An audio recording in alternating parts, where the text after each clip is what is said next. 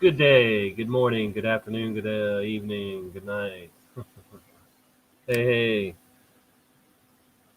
Hope you people are well. Good people. How you doing, Thomas? Face value. Vicky, good to see you. Yeah, Vicky, I'm not saying that there's not a flu out there, a seasonal flu, getting people sick, and they're exploiting that. They're manipulating it. They're trying to.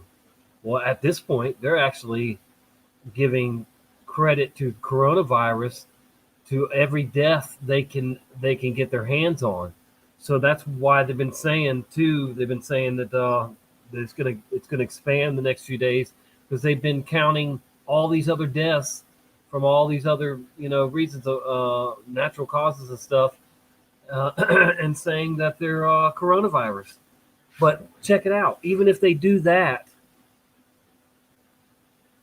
they still can't get a big enough number to make this a pandemic. I mean, think about it. It's just ridiculous. And look at the amount of cases that have that people have recovered from. It's way bigger than people that are dying from it or serious with it. So uh, you know you can't get any crazier than that. All right, so hey Matt, how you doing? Hey Tracy, show me Sasquatch. Hey guys, good to see you always. Um, so What's going on here, Matt? Hi Tommy, just in from Reading Guardian channel comment section. Nice, nice, nice. Um, well, brother, if you want to join me, you can, of course. I'll put the link out there if you want to, Matt. I've got quite a bit of news stuff to show. That's within the last day. Um, good to see you, Bolt Gun. Calcium Bailey, a Flat Earth Warrior. Good to see you. Yes, Calum. Sorry, Callum. Anyway, there. Flat Earth. Indeed, it's not a globe. It's not a globe, and I'm not alone. All right, guys. So yeah, I'm gonna go ahead and start with this first piece of propaganda. I mean news, and it's talking about the list of musicians with coronavirus keeps getting bigger because they're sellouts. They're yes men and women that will do whatever the Illuminati and New World Order tells them to do. Pretend you have coronavirus for us, please. Okay. Bird a worldwide front against a relentless invisible assailant. But as more and more high-profile cases emerge, grim details of the novel coronavirus and its physical manifestations are becoming very real. Along with some of the biggest names in entertainment, here are the musicians struggling with the virus and telling the tale. Music in its purest form is raw. Music producer Andrew Watt, who has worked with Post Malone, Cardi B, and Ozzy Osbourne, announced that he tested positive for the coronavirus. In a series of posts from the editor of DJ Booth, Watt shared his account of the rapid progression of the infection that ultimately led the 29-year-old to be placed on a breathing machine. On the morning of March 6, 2020, a bedridden Watt said he felt like he had been, quote, hit by a bus. But a doctor claimed that he couldn't possibly have the virus since he hadn't left the country and spends all of his time in the studio or at home. Watt revealed that he became delusional from a frequent dry cough and an ER visit where he was given a pneumonia diagnosis, but was refused a coronavirus test due to, quote, federal regulations. Later, a private doctor tested him for COVID-19 and confirmed the infection. 11 days after his diagnosis, Watt said his fevers had lessened, but he still struggled to breathe. He pleaded for others to be mindful of the elderly and those with compromised immune systems, saying, "I can't stress this enough. This is not a joke. Stay inside. Stay sanitized. Please stop everything and take care of yourselves and the people you love around you until we are all through this." On March 17, 2020, singer Charlotte Lawrence revealed that she had tested positive for the coronavirus. In a lengthy social media post, the singer also begged her fans to self-quarantine during the global pandemic. She wrote on Instagram, "I am going to be completely fine, but many who get it won't be. If too many people get sick too quickly, please, whether you feel sick or not, stay inside. Think about your parents. Think about your grandparents. Think about someone else getting your loved one sick because they didn't listen, because they thought they knew better, because they were selfish." David Bryan, keyboardist and founding member of the massively popular 80s band Bon Jovi, took to Instagram on March 21st, 2020 to announce that he's tested positive for the coronavirus. He wrote, I just got my results back today. I've been sick for a week and feeling better each day. Please don't be afraid. It's the flu, not the plague. When I feel better, I'll get tested again to make sure I'm free of this nasty virus. Please help out each other. This will be over soon with the help of every American. In addition to touring with Bon Jovi, Brian is a Tony Award-winning composer-lyricist for his work on the 2010 Broadway musical Memphis and has released 3 solo albums. It's just trying to do our part as artists to erase the hate and bring up the love. I know that I give all what I have, and I sing with all my heart, with all my soul. On March 22nd, 2020, 72-year-old legendary Spanish opera singer Placido Domingo announced that he tested positive for the coronavirus on his official Facebook page. He wrote, "I feel it is my moral duty to announce to you that I have tested positive for COVID-19, the coronavirus. My family and I are all in self-isolation for as long as is deemed medically necessary." He said that his family is in good health, but after coming down with a cough and fever, he got tested. Along with wishing for everyone to be able to return to normal life as soon as possible, he added, "I beg everyone to be extremely careful. Follow the basic guidelines by washing your hands frequently, keeping at least a 6 feet distance from others, doing everything you can to stop the virus from spreading, and please, above all, stay home if you can." There's people there that, really love you, and people there that have couldn't care less. Singer-songwriter and Rock and Roll Hall of Fame inductee Jackson Browne revealed in a March 24, 2020 interview that he tested positive for the coronavirus. He revealed to Rolling Stone, "As soon as I had a small cough and a temperature, I tested for COVID-19. My symptoms are really pretty mild, so I don't require any kind of medication and certainly not hospitalization or anything like that." The 71-year-old is in self-quarantine at his Los Angeles home as of April 2020. Brown suspects he caught the virus at the Love Rocks NYC benefit concert a few weeks prior. He now regrets agreeing to do the show, but ended the interview on a note of solidarity, adding, "It's important for us all to be pretty forthcoming about what we're going through. Our experiences will be helpful for others to know. I don't think my case is that important, but it might be helpful to know that some people don't get this really bad. The idea that we can contribute to the overall herd immunity. You get over this as quickly as you can and be available to help others." No games being played, all right? The other day, I got tested for the coronavirus yesterday, and it came back positive. Rapper Slim Thug posted a video to Instagram on March 24, 2020 to announce that he tested positive for the coronavirus. He said he took every precaution according to CDC guidelines, yet still caught the virus, despite his socially responsible measures. Y'all got to take this stuff serious. Sit home, self-quarantine, do not come outside. He added that although he feels better now, he suffered challenging symptoms and encouraged others to take the coronavirus seriously. I feel better now. I don't have no fever, you know what I'm saying, or nothing like that. So I feel like I'm good, but y'all better take it serious. It's real out here, coronavirus. During a March 26, 2020 live stream with his Ghetto Boys bandmate Willie D, legendary rapper Scarface revealed that he tested positive for the coronavirus. He then went on to describe his situation that started with an itchy throat and escalated quickly to fever, vomiting, pneumonia in both of his lungs, kidney failure, and multiple stays in the hospital. He said, I've been to the point where I just felt like I was going to die, bro. Saying that he does suffer from asthma, which likely complicated the situation, the rapper claimed he hadn't traveled or otherwise been in any particularly risky situations. He then advised fans to take the virus very seriously. Luckily, his situation improved to the point where he could recover and quarantine at home. And although it's been a long struggle to get well, he expects to fully recover. "I'm just glad to be alive, man. I can't wait to go out and suck up some of this sunshine." Once you own a part of our song, there's no turning back. You're a part of us. Chuck Billy, the lead singer of the thrash metal band Testament, revealed to Rolling Stone that he tested positive for the coronavirus after returning from a 5-week European tour in early March 2020. He explained that he felt fine during the tour, even cancelling a stop in Italy, but got hit once he returned to America. He said, "I had an achy body, headaches, coughing, tight chest. I lost my sense of smell and taste, the whole thing. By the time we got home, within a 24-hour window amongst a group text we have going with everybody, people were just not feeling well."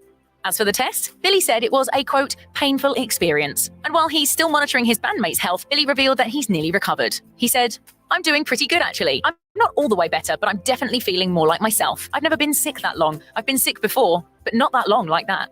Just wanted to check in. I'm really quiet right now, and we'll probably continue to be quiet, just sort of taking all of this in. In an Instagram story posted on April 2nd, 2020, love song singer and Grammy winner Sarah Bareilles revealed that she had tested positive for the novel coronavirus. She said in a video via Good Morning America, "I had it, just so you know. I'm fully recovered, just so you know." The singer-songwriter later said she was thinking about all those affected by the pandemic, adding, "I'm just being really grateful for every easy breath and every day that I get to be walking around." In late March, Bareilles' Waitress castmate Gavin Creel announced during a live iteration of The Rosie O'Donnell Show that he was almost certain he had contracted coronavirus. "I don't know if this is appropriate or not, but I'm pretty sure I have the virus." He says he contracted it after performing in the show's London production, noting that many of the cast had also fallen ill. Ray Benson That's the blue one. So the blue one is mainly for cabbage. First thing, you can go one way like this, but once you get hang of it, you can simply go back to Benson, frontman for the country swing band Asleep at the Wheel, took to Facebook on March 31st, 2020 to announce that he's tested positive for COVID-19. Benson wrote, "Been feeling tired for about 10 days, hoping for the best. Don't have the usual symptoms, but feel tired, headache, no fever, no cough. I'll be okay. Sure do miss playing music and seeing everyone. Stay well, this is serious." The musician went on to explain that the first time he attempted to get tested 10 days prior, there were no tests available, so he had to go back. Benson then urged his fans to make sure they stay vigilant in their fight against the novel coronavirus, since he took what he thought were the appropriate precautions but became infected anyway. He added, "I have been alone for the most part and wore a mask, washed hands, used hand sanitizer. Still got it." Florida rapper YNW Melly has tested positive for the novel coronavirus while in custody, according to his official Twitter announcement on April 2nd, 2020. The tweet read, "Melly has tested positive for COVID-19 while awaiting his trial in Broward County Jail. He'll be filing a motion for restricted release in hopes of getting better care due to jails not being prepared to treat this new virus. He hopes for your support and to recover soon. Hashtag pray for Melly." You got to just pray. Pray to God. According to Page 6, YNW Melly is currently awaiting trial for his alleged involvement in the October 2018 shooting deaths of rappers YNW Juvie and YNW Sackchaser. He has also since been connected to the shooting of Sheriff's Deputy Gary Chambliss in 2017. 2 months following his February 2019 arrest, YNW Melly's team said that the rapper, who's facing the death penalty for these charges, planned to release a mixtape from behind bars. He said via a social media message per Page 6, "I'm not gonna be there physically, but I'm gonna be there officially. Thank y'all to all my fans and supporters. I love y'all." Singer-songwriter Christopher Cross has tested positive for the novel coronavirus. The 5-time Grammy winner shared the news with fans in a lengthy Facebook post on April 3rd, 2020. He wrote, "I'm sorry to report that I am among the growing number of Americans who tested positive for the COVID-19 virus. Although I am fortunate enough to be cared for at home, this is possibly the worst illness I've ever had." It was tough because it all happened so quickly that there's no way to catch your breath. He went on to warn conspiracy theorists that COVID-19 is, in reality, a, quote, deadly illness spreading like wildfire throughout the world. Cross then pleaded with his fans to follow the CDC guidelines and listen to scientific reports. He ended his post with a message of positivity and unity in the face of the crisis, writing, "Last but never least, wherever you are in the world, let's all be kind to one another. Only if we work together can we defeat COVID-19. I feel like I want to cry, but I won't. I don't cry. Legendary singer Marianne Faithfull was hospitalized in London after testing positive for the novel coronavirus. According to Variety, Faithfull's manager issued a statement which read in part, "She is stable and responding to treatment. We all wish her well and a full and speedy recovery." Faithfull's friend, Penny Arcade, told Rolling Stone that the singer was in self-quarantine when she began experiencing cold-like symptoms. She then tested positive for COVID-19 after checking herself into the hospital where she developed pneumonia. According to the publication, Mick Jagger's former flame battled breast cancer in 2016 and hepatitis C for decades. Arcade also shared an update on Facebook about Faithfull's status, writing, "She has withstood and survived so much in her life, including being Marianne Faithfull, that to be taken down by a virus would be such a tragedy. I spoke to her last week and she was hiding out from the virus, but she has caregivers and someone brought it to her."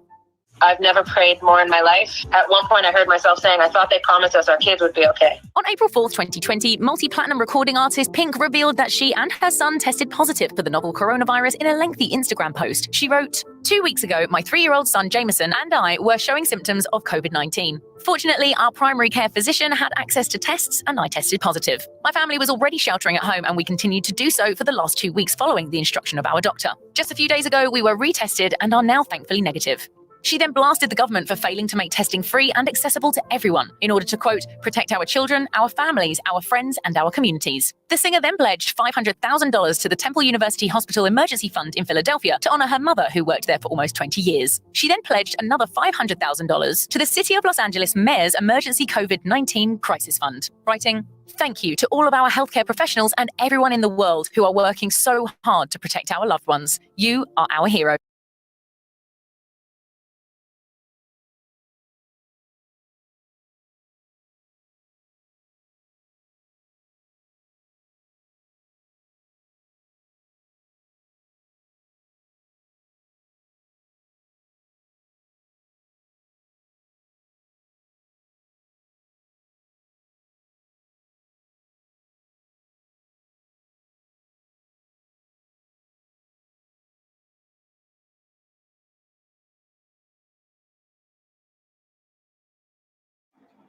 Sitaram Sitaram Sitaram कहिए, जब ले कहे मोदी जी तब ले घर में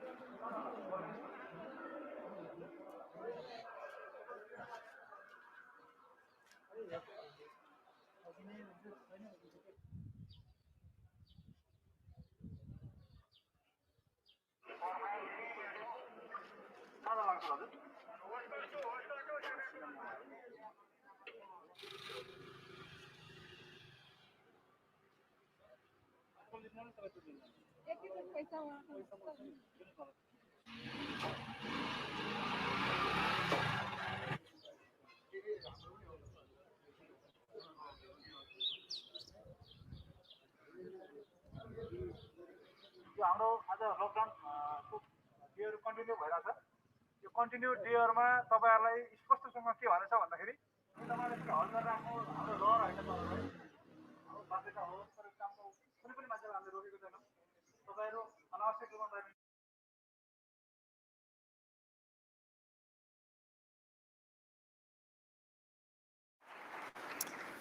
Well, good morning and welcome to the second day of the Global Vaccine Summit. Last night, we had a great celebration of all the progress we've made in the global effort. We are much closer today to achieving the goal of universal coverage. Today, we'll have experts sitting down and talking about what it takes to solve this problem. You'll hear some very exciting new commitments to this fight. You'll see new partnerships that are working together and solve the very tough problems that we have in the final stages. I think today will go down in the history of global health as a very important day, right up there with the time that UNICEF first committed to universal vaccination, right up there with the original creation of the Global Alliance for Vaccines. We have an incredible set of people here. I challenge all of us to use the time together to share our knowledge and insights, challenge each other's ideas and assumptions, and use our combined understanding and energy to generate the new ideas and partnerships that'll achieve our goal. It's within our power to create a better future for children through the power of our collaboration. So let's have the conversation begin. Thank you.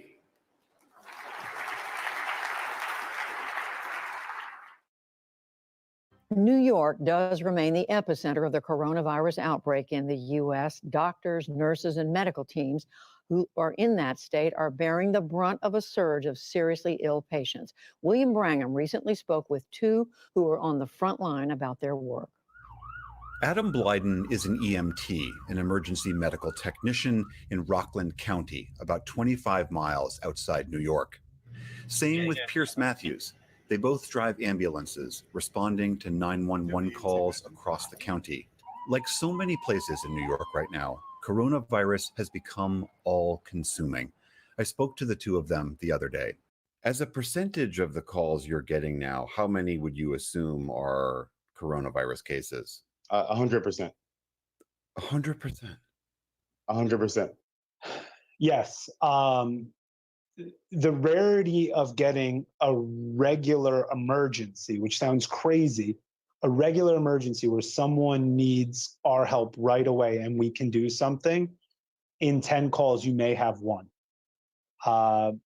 Almost, yeah, so it's almost 100% are either confirmed cases or suspected cases. That has got to be, I don't know, want to put words in your mouth, but nerve-wracking. Like, if every person you possibly interact with, sometimes very, very close, if you're worried that person has coronavirus, that's got to be, I mean, mentally exhausting.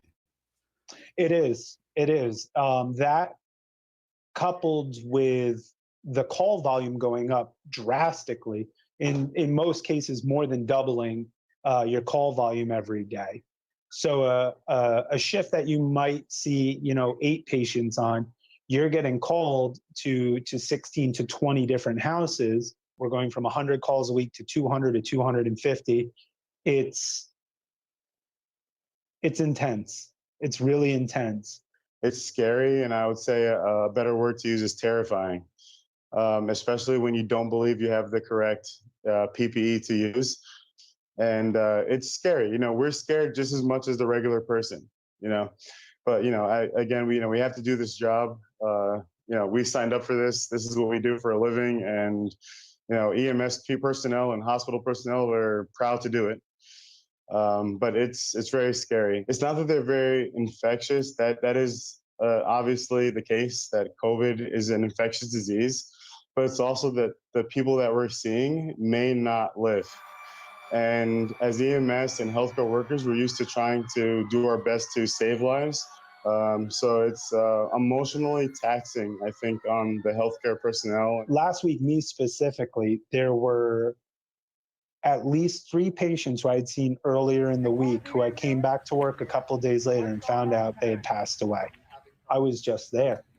How quickly, was that she went from being alive to not alive anymore, or he went alive to not being alive.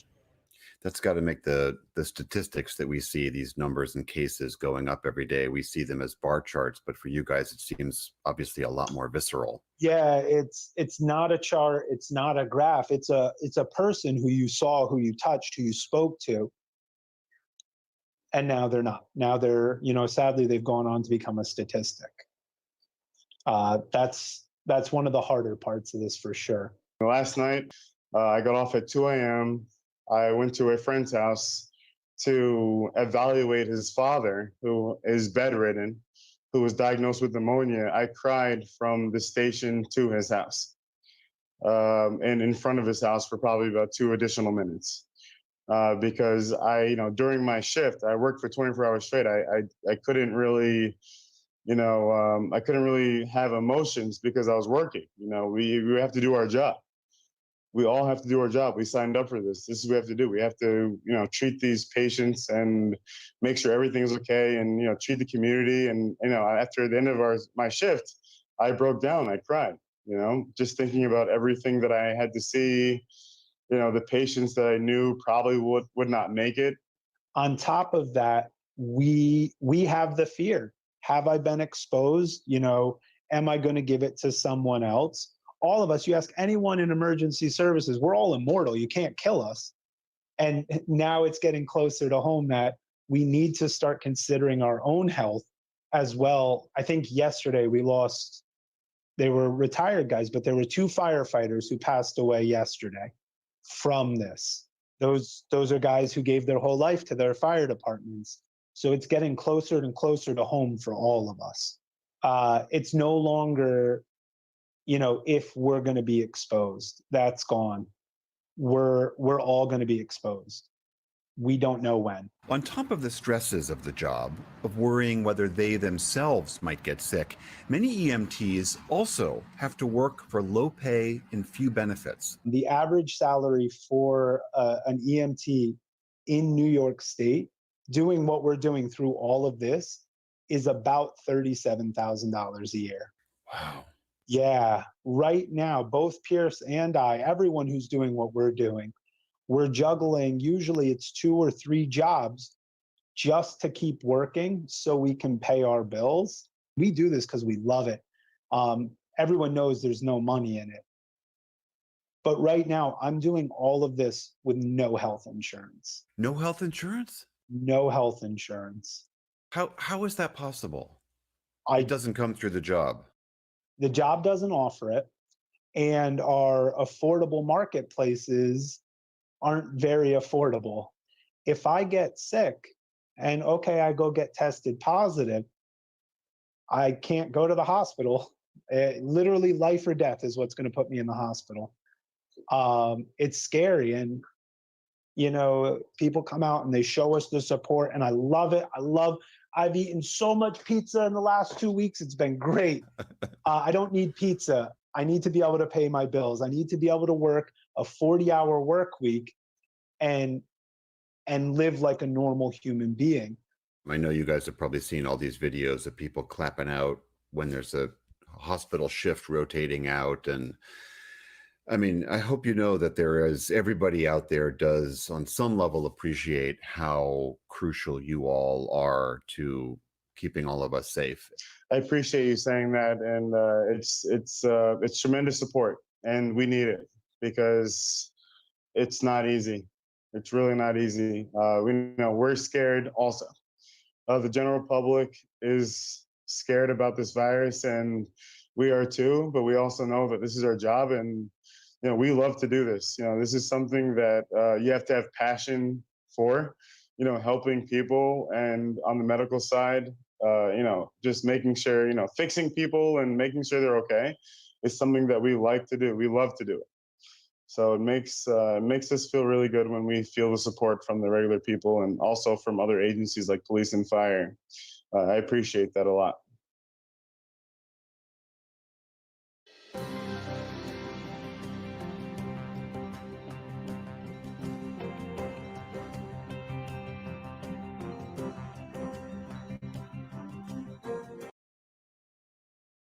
When everyone is looking to understand the scope of the pandemic and how of hope as the death toll climbs and President Trump removes a key watchdog, we talk with Bill Gates about how he sees a way out of this pandemic. The vaccine is critical because until you have that, things aren't really going to be normal. They can open up to some degree, but the risk of a rebound will be there until we have very broad vaccination. Then a call to action, from struggles for supplies to a higher death rate among people of color. The governor of Maryland and the mayor of Chicago on leading at a local level. Plus, we hear from emergency medical technicians what they have seen from the ambulances as they race to save lives. And politics in the pandemic to Wisconsin, where voters are heading to the ballot box today, despite warnings that polling places are a hotspot waiting to happen. All that and more on tonight's PBS NewsHour.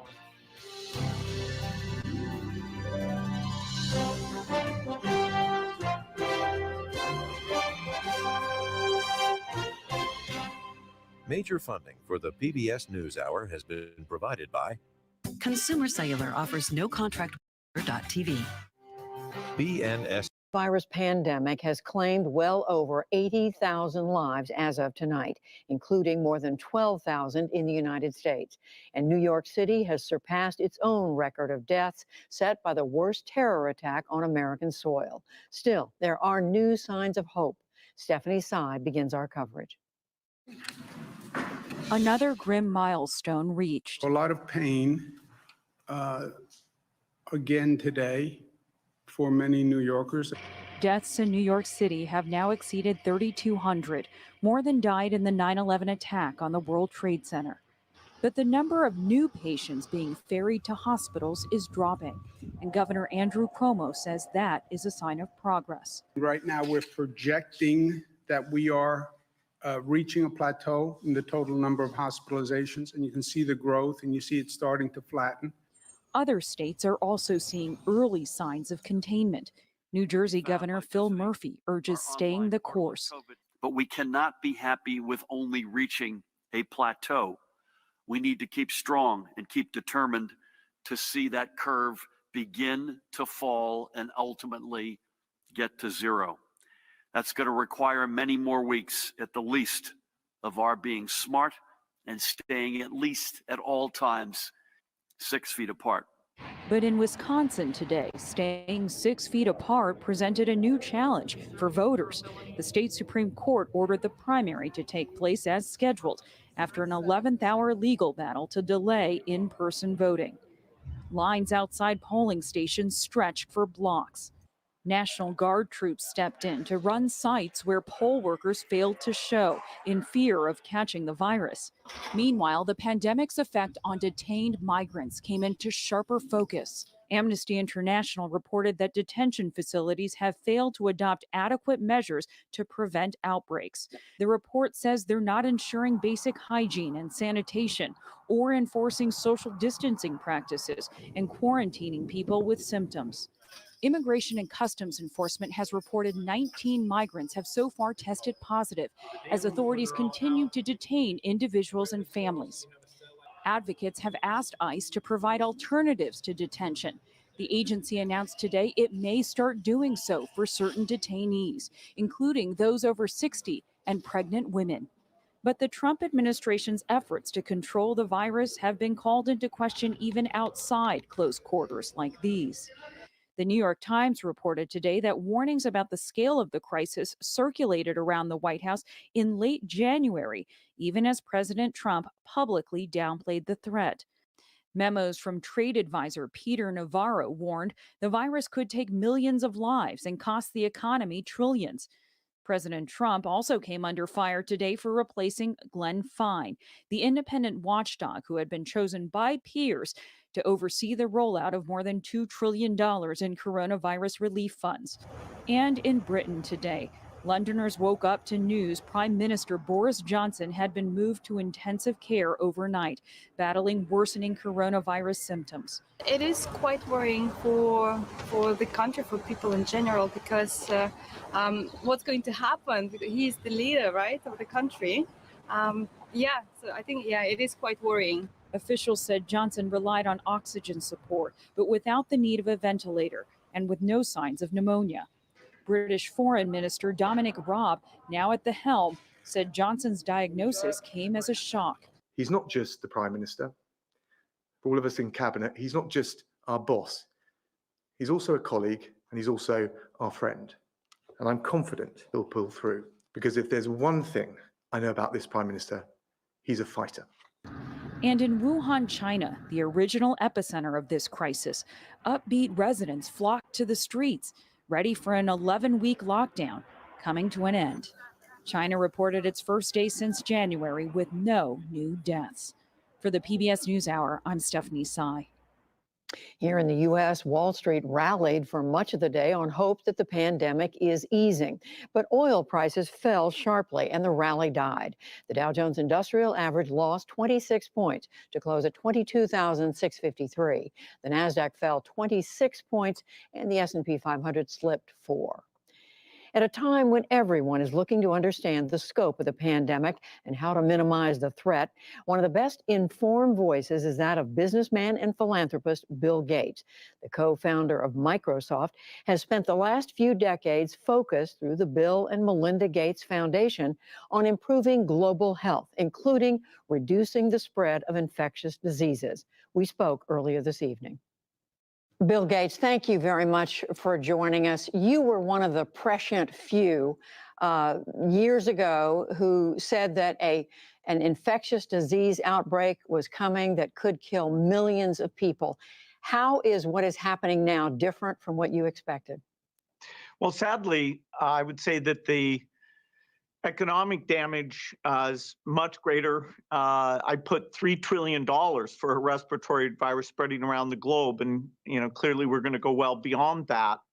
The whole goal of speaking out then wasn't to be able to say "I told you so" when it happened. Rather, it was to make sure that we did the right things so that diagnostics would come out right away, the timeline for a vaccine would be very short, And sadly, not many of those things were done. So we're scrambling to come up with therapeutics, scrambling to try and figure out how to get this vaccine made.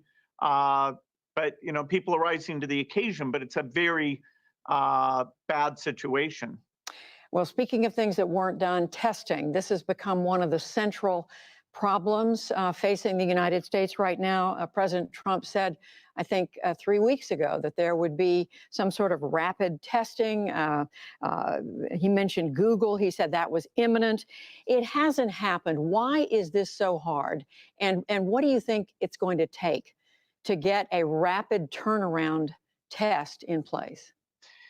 Yeah, we need a variety of tests. The testing that's currently being done, which is a PCR-based test, there was an advance that our foundation drove that now you can do a self-swab, so you could very quickly do the test without having the healthcare worker have to wear protective equipment and having to change that. So eventually we'll have a home test that you can just swab and send back in for the PCR. So what is the most immediate thing that needs to be done with regard to testing? Well, you can imagine having a website where you enter in the criteria of your symptoms. Are you an essential worker? Where you are, and it gives you back a priority level. And so all the testing operations make sure that they're only taking in enough high priority stuff that they can maintain a very quick turnaround, so you don't have stale results. That should be reasonable to put together. In parallel, we've got to go as fast as we can on therapeutics and go as fast as we can on a vaccine, because therapeutics can save a lot of lives and avoid the overload.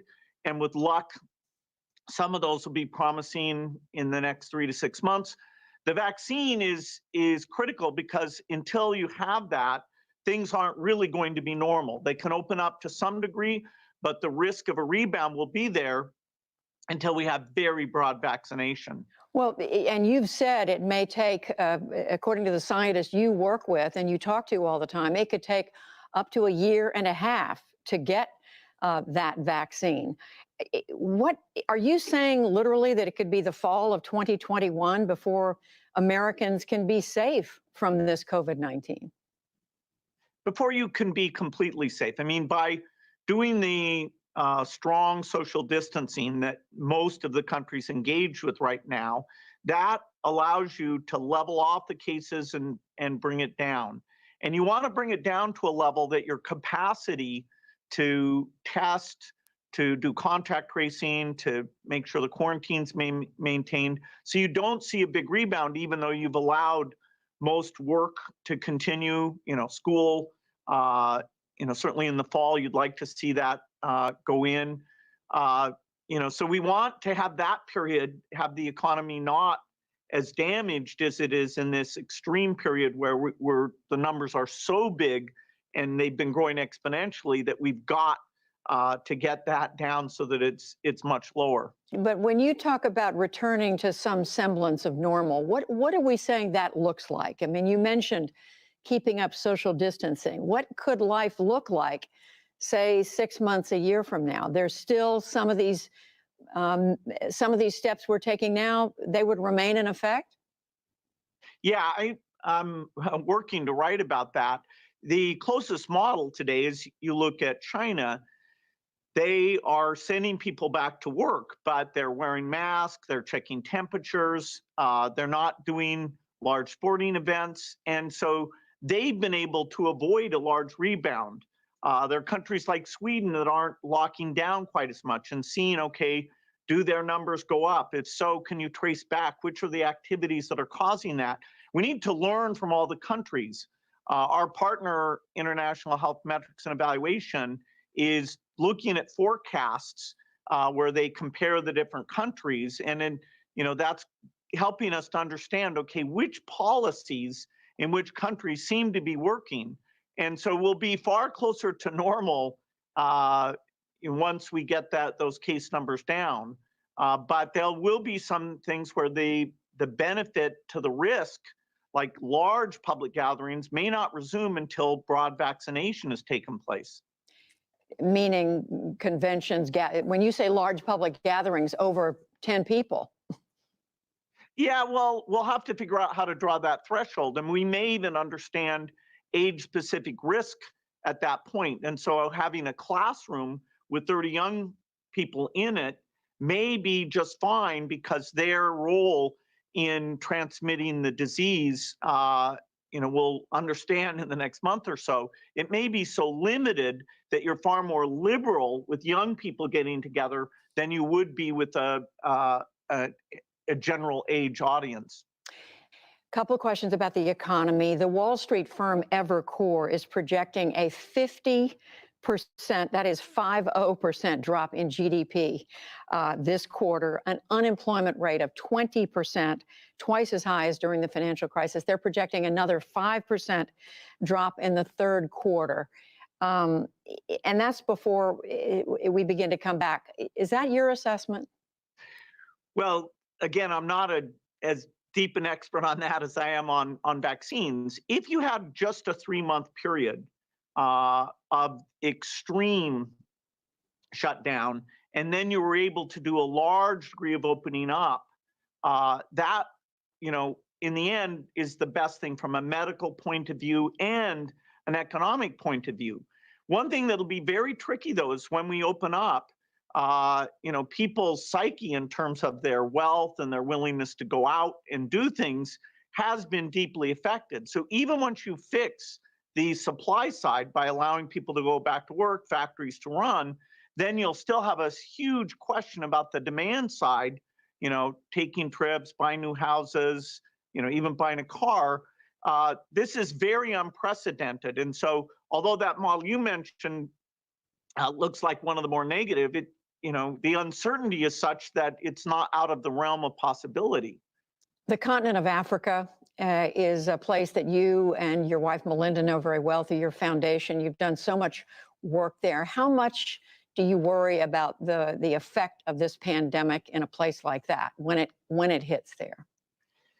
Yeah, sadly, it seems likely at this point that even though the deaths in the developing world have been very small as yet, because not that many people with the disease went there, as moved around in between rich countries, that because their health systems are so limited, because the social distancing is much harder to do where you live in a slum right next to each other, you have to go out to get your food. There isn't the capacity to run the food distribution system with just a small percentage of the workforce like the US has. And so trying to help those countries get their testing capacity up, figure out what tactics work for them that may be different. The kind of social distancing rich countries do may not work. And so how do you tune that? Sadly, I do think that most of the deaths will be in those countries and the most extreme economic pain. They're not able to borrow, 10, 20% of GDP, which many of the rich countries are engaged in that exercise. They just don't have the credit worthiness, the sense that that'll drive hyperinflation would be very strong. So even though it's super important that we deal with the domestic numbers and get those down, as we think about innovation, as we think about the rest of this year, the suffering in those countries, we also need to be thinking about that and help as much as we can. Did I hear you say you think most of the deaths will come in developing countries? Yeah. And finally, a personal question. You certainly know this issue better than most anybody else, and yet it has shaken a lot of people. It has caused people who are normally together in their lives to be quite rattled. How do you think you've been affected by this? Well, I'm deeply shaken. Every day I'm like, are we really in this situation? Wow. There are things like polio eradication that, felt like we were making progress on that. This is going to be an unbelievable setback for that. People are taking the resources that are funded for that and shifting them to this priority. So, who knows where we'll be on those other efforts. We have some great HIV breakthrough drugs that we want to get out into trials. Those trials aren't happening. In fact, the top people who were going to work on that have been reassigned to work on the coronavirus vaccine. So, the foundation is scrambling because it has a lot of the key understandings and relationships to accelerate some of these solutions. But our normal work, is suffering. And you just look at people who are isolated at home, or overcrowded in their home, or kids who are going to lose 3 months of learning. The amount of pain involved in this thing is gigantic, and so it's deeply troubling. But we need to still act to minimize all of that. Well, Bill Gates, we thank you very much for spending the time with us, for talking with us today. Thank you, and we wish you and what you're doing at the foundation the very best. Thank you.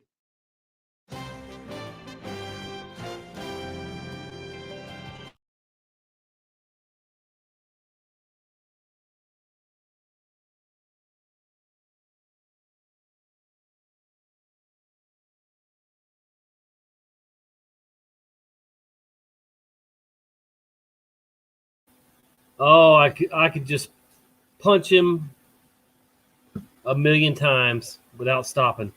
Pop, pop, pop, pop, pop, pop, pop. Just, oh boy. Evil, evil, evil man.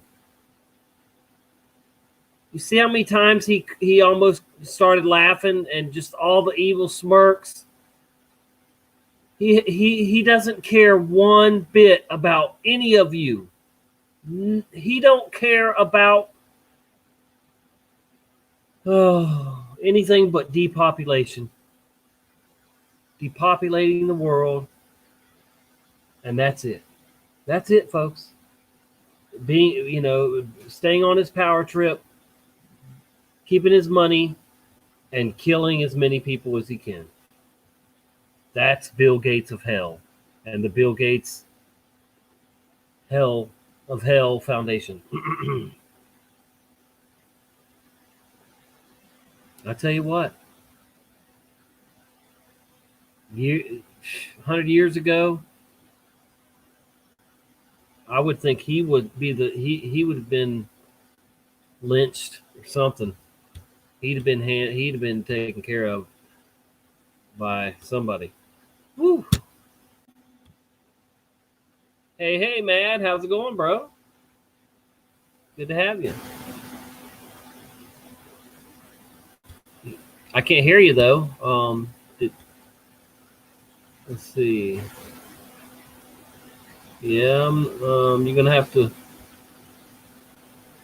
do something with that. I can't hear you. You're not muted on my side. Are you just messing with me? If I can't hear you, bro, I don't think they can either. What's up with your microphone? You're in the show. We just can't hear you. Let me stop screen and show you. And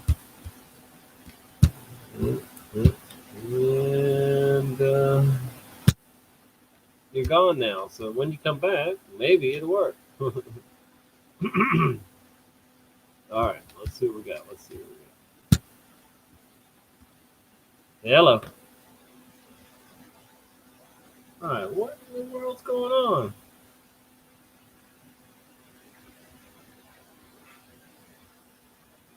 Is it just too low? No, I can't hear you.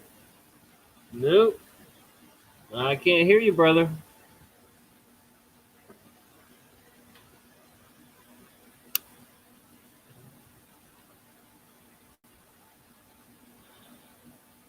No audio. No audio.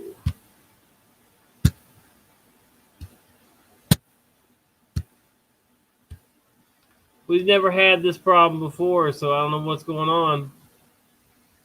But I cannot hear you. I hope we can get it figured out. I always enjoy talking to you, bro.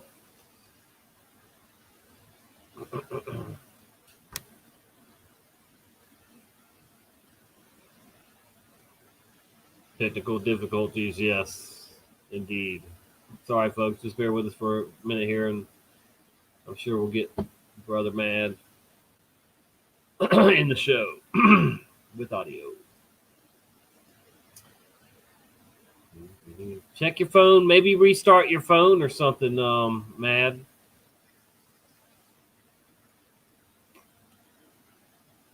I don't know. How about I share while we're waiting? I guess I could share.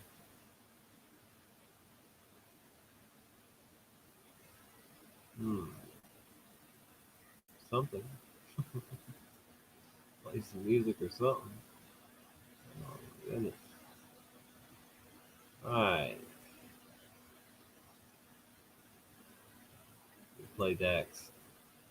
I'll get a copyright claim for Dax. We'll be all right. Can't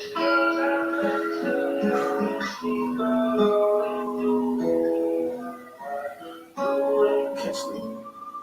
I keep thinking about this. What if everything that's going on, the world really is coming to an end? And what? What if it isn't a lie?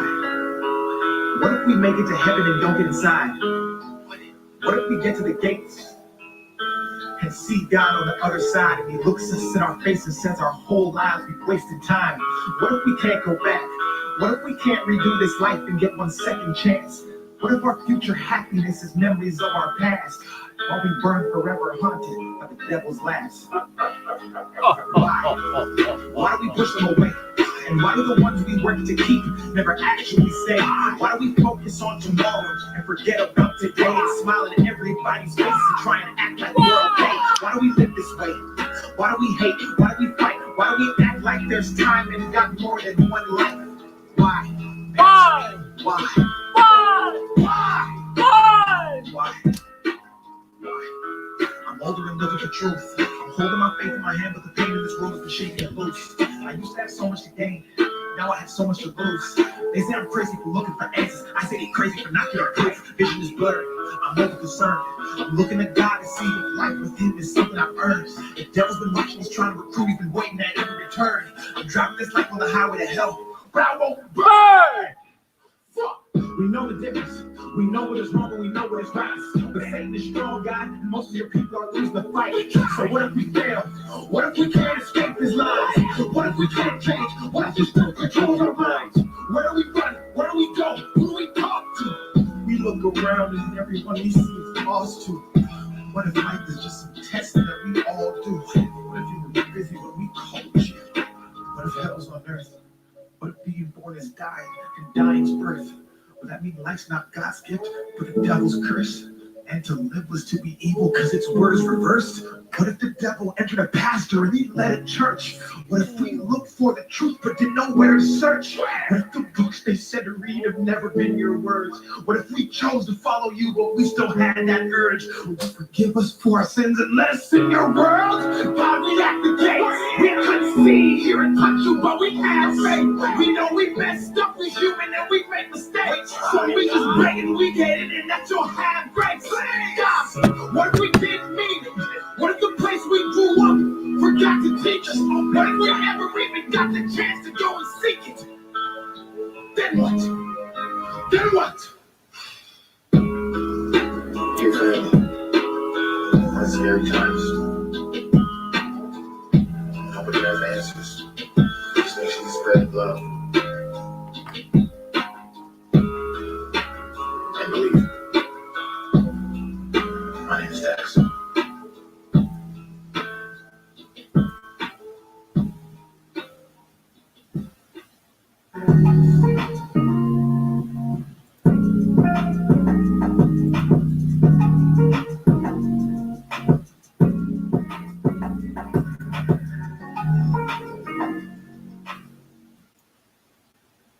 If you shop on Amazon, you should use Wikibuy. It's a browser extension that automatically I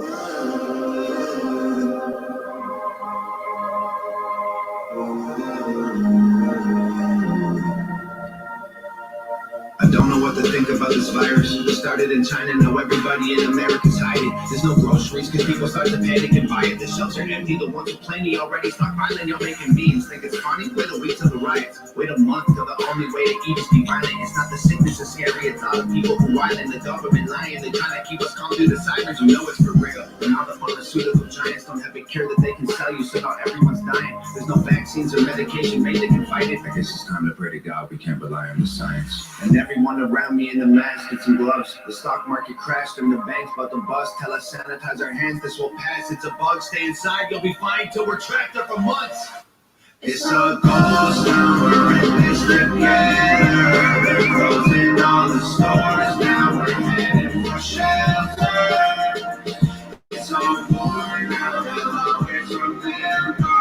We're looking out our doors, now we're sticking together. This a pandemic, but we don't listen to the news because they lied to us for years, so how we know that this the truth? And most of us are young enough to think that we're immune, so we just pass it on to people who won't survive it like you. It's either worse than they're telling us or it's nothing at all. But the school's shut down, a ghost town in the mall. They go quarantine the city, block the road out of Dodge, then tell us leaving our homes is actually breaking the law. This is just the beginning, you know it's gotta get worse. If the doctors get sick, the hospitals won't work. The conspiracy theories all sound like facts, that's for sure, but the fact is we're trapped on this planet called Earth. And the bleach gone, the bread gone, the water sold out, the meat gone, the milk gone, the pasta sold out. Don't leave anything for anyone, you hoard it for yourself. You'd rather tell them go to hell than be a man and go in hell.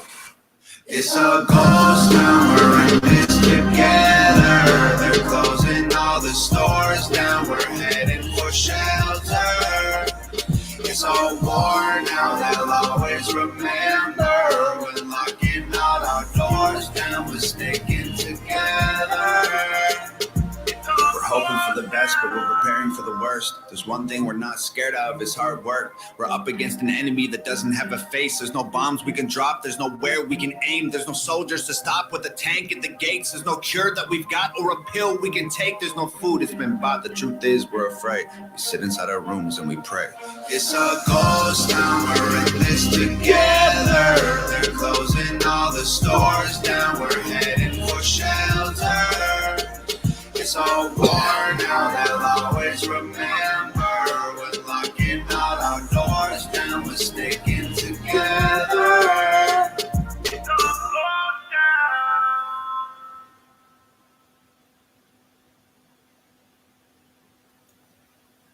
While we're at it, let's do one more. Where's the accountability? EPA across the board said it was okay for first responders to walk into that asbestos trap. Controlled demolition by Larry Silverstein, the usual suspects that benefited. EPA also says you can inject an 18-month-old baby with poison that a 250-pound man can't handle by their own standards. You know, come on, where's the accountability, man? I knew a few people who were murdered on the 11th. Talked to family members in their remembrance. Subsequently, I have allied with brave first responders who have now died. So when they tell me I'm disrespecting the victims, I feel compelled to smack them with a big fat dictum. So take it from an authoritative source. It's not prudent to remain on a pejorative course. They made you want to bomb Islam. Fuck all of them, cause all they got is ad hominem, ad nauseum. If you believe Muslims carried out 9/11, there may be a place for you in Jew heaven.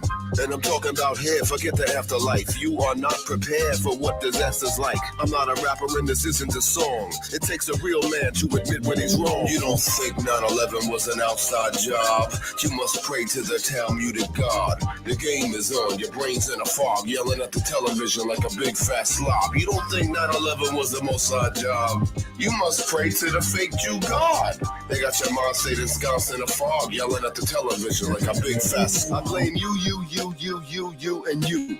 What you gonna do, and do? You can't sue me, cause what I say is true. My words contagion like the flu. Ashkenazim, you are ultra pathetic. I'm anti-Semitic, you are not the Semitic. And even Alex Jonestein has admitted that. Once you make a move, you cannot get it back. They put a knife to the throat of your librarian, Causarian. With your life, you better beware of them. You thought that shit was all behind you. You never thought the karma was ever gonna find you. My people ain't believers in that. It don't get much more egregious than that. You're told old, bold lies about the globosphere. The penalty is treason. That's the reason that you're out of here. Fake regrets, there's no word for it. Like space cadets in low Earth orbit. My father told me at the tender age of 2, son, beware of what these slimy motherfuckers do. You don't think 9/11 was an outside job. You must pray to the Talmudic God. The game is on, your brain's in a fog, yelling at the television like a big fat slob. You don't think 9/11 was the Mossad job. You must pray to the fake Jew God. They got your mind stayed ensconced in a fog, yelling at the television like a big fat slob.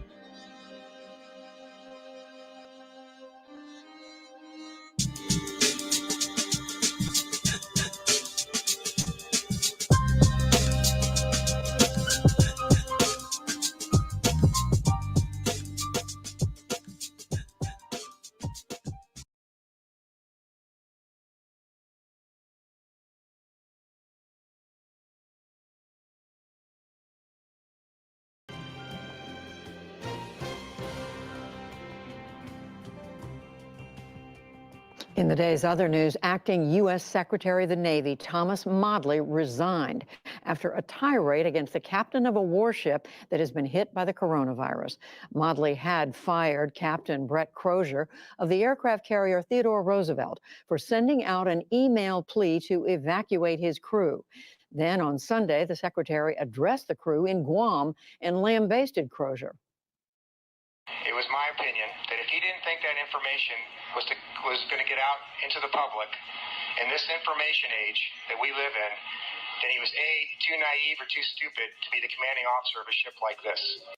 Modly apologized last night for those comments, but calls for his ouster mounted. President Trump said this evening that he had no role in the resignation and would not have asked Modly to leave. He also designated James McPherson as the new acting Navy Secretary. He had become Undersecretary of the Army just last month. White House Press Secretary Stephanie Grisham is leaving that position after 9 months. At President Trump's direction, she never held a formal press briefing. She will now become the First Lady's Chief of Staff, as well as continue her role as Mrs. Trump's press secretary. The new White House Press Secretary will be Kayleigh McEnany, who is now spokeswoman for the Trump re-election campaign. In Afghanistan, the Taliban has broken off talks with the Afghan government. The group says that negotiations on a prisoner exchange have gone nowhere. The U.S. reached a troop withdrawal agreement with the militants in February. It's supposed to be a first step toward a broader settlement. Australia's top court today threw out the criminal convictions against Roman Catholic Cardinal George Pell for sexually abusing children. The judges found there was reasonable doubt about his guilt. Pell was released after 13 months behind bars and driven to a monastery in Melbourne as abuse survivor groups condemn the decision. I just feel really sad because the emotions are just so vast, really, and there's so much to think about and to take on in all this. Pell had been the most senior Catholic Church official to be jailed in the long-running abuse scandal.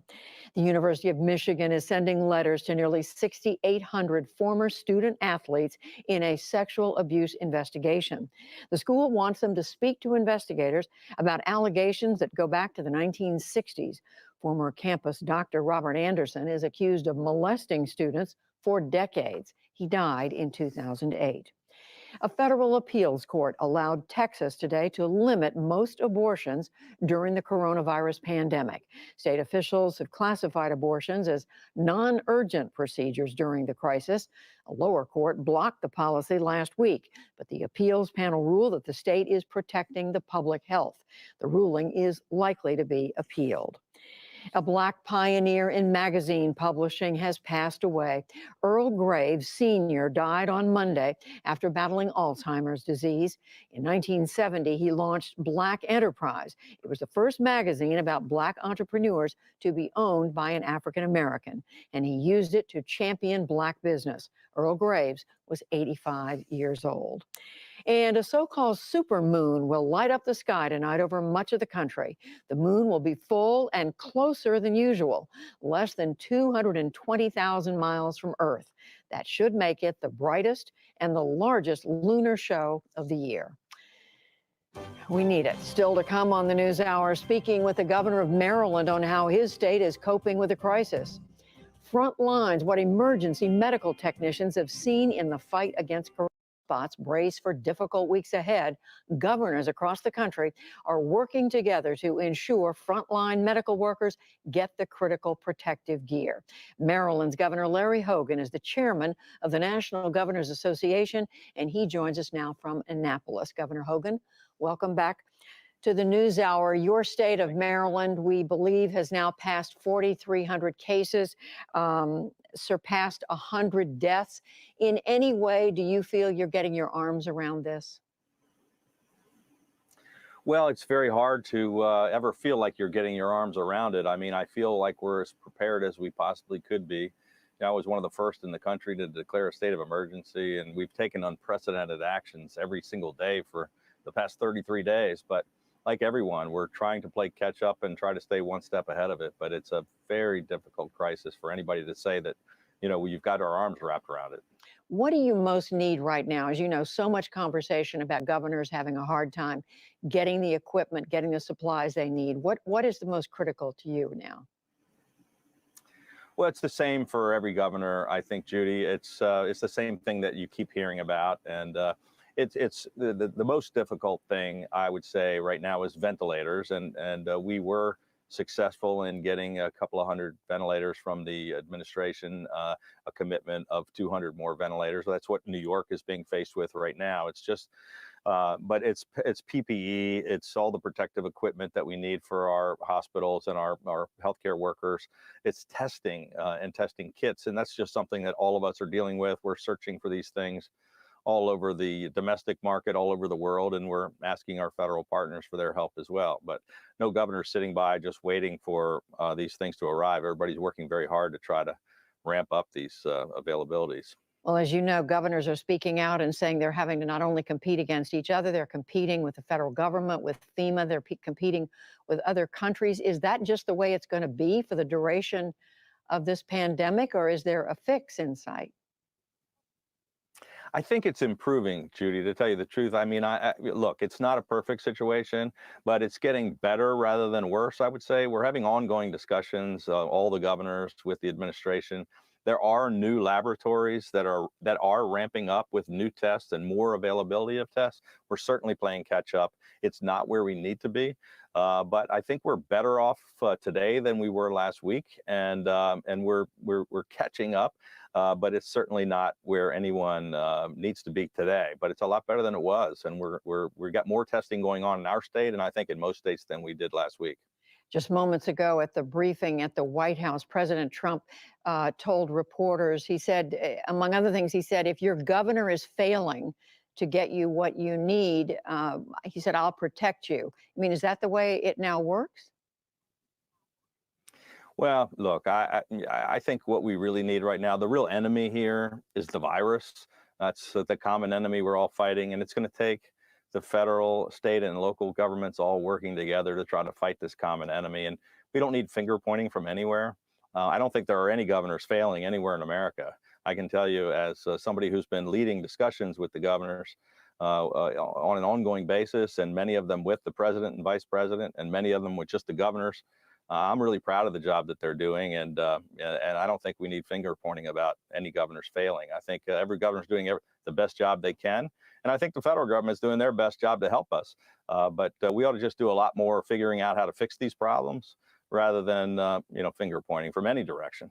Governor, you announced today the first in the nation, I believe they're so-called strike teams, to go into nursing homes in Maryland. Tell us how that works. Well, so this is a problem across the country. You remember the first crisis happened in the state of Washington with this nursing home that we all were shocked to hear about. And now we've got 90 nursing homes here in our state where we have at least one case, but it's several of them with really dramatic outbreaks. A number of other states do. We are sending in strike teams with members of the National Guard, with doctors and nurses from our local health departments and from local and regional hospitals to go in on an emergency basis to try to wrap our arms around this and to identify the situation, to triage the situation and send people when they need to hospitals, or to take care of the situation right there with both testing to find out, exactly where that facility is and what help they need, because this is our most vulnerable population. We're having these outbreaks across the country. So we took actions about a month ago to limit visitors and to make sure we're checking staff members, but still we've got these outbreaks and we've got to make sure we stop them before they become widespread. And the strike teams are just one new tool that we're unleashing today. And just quickly, finally, I read that you also announced that the state is going to start reporting or launching what they call a coronavirus rumor control page on your website. Is that because of so much bad information being out there? I think there's just a lot of people that are just relying on a lot of random rumors that they pick up on social media, and it just runs rampant. So we're just going to try to, I think facts are really important, and that's why we've tried to be as transparent as possible, have the doctors and the experts talking. And so we want to separate fact from fiction. I think at a time like this, it's particularly important that people are hearing from the scientists and the doctors and not running rampant with things that just aren't true. Governor Larry Hogan of Maryland, thank you very much. And again, we wish you the very best in dealing with all this. Thank you, Judy.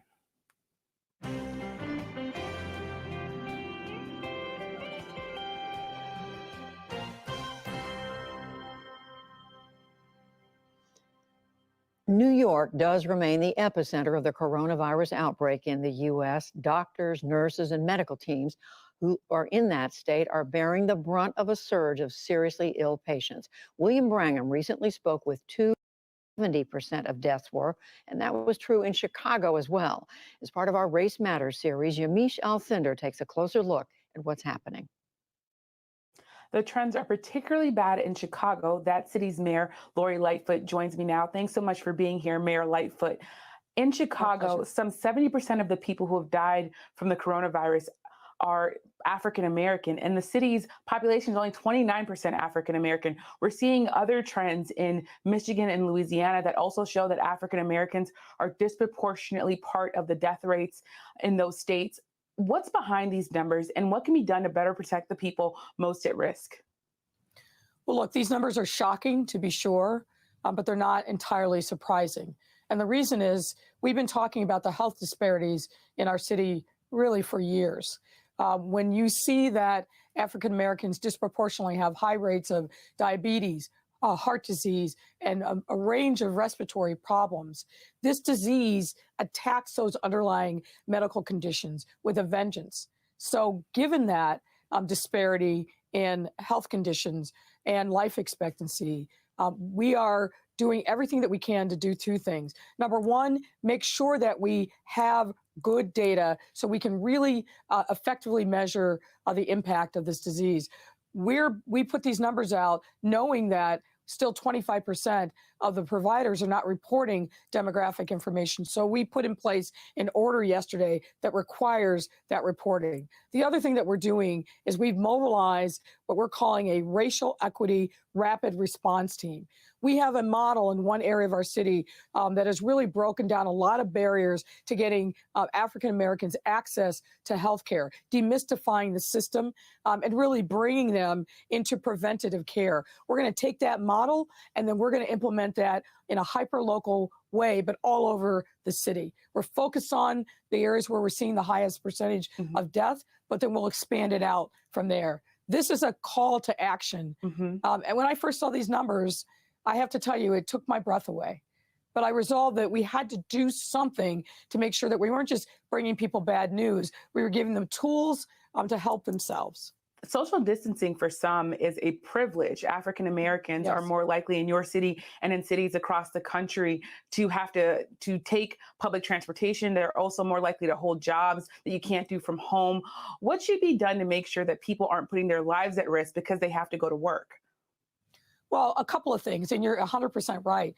In many of our African American households, they don't have 3, 4 floors where they can separate themselves. So what we're saying is, if you've got somebody in your house that's got an underlying medical condition and or is a senior, make sure that they are segregated out from someone else in a bedroom or someplace else where they can, in effect, quarantine in place.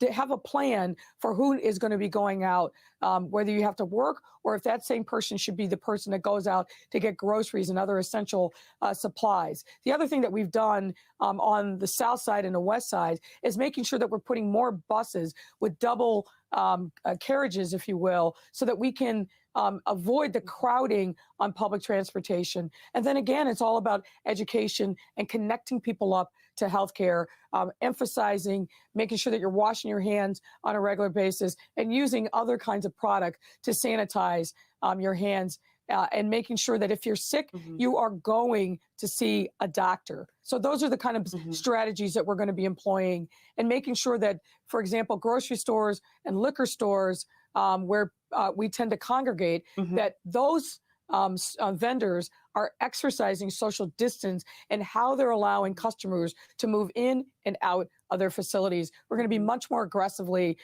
inspecting and citing if necessary. African Americans and people of color also make up a lot of the healthcare workers that are on the front lines of this battle against the coronavirus. When you look at the lack of personal protective equipment and tests, how is that impacting the people that are doing those jobs, especially African Americans and people of color? Well, what I can say is here in Chicago, one of our top priorities has been making sure that we keep our healthcare system strong and vibrant to be able to meet the surge and the challenge that we have.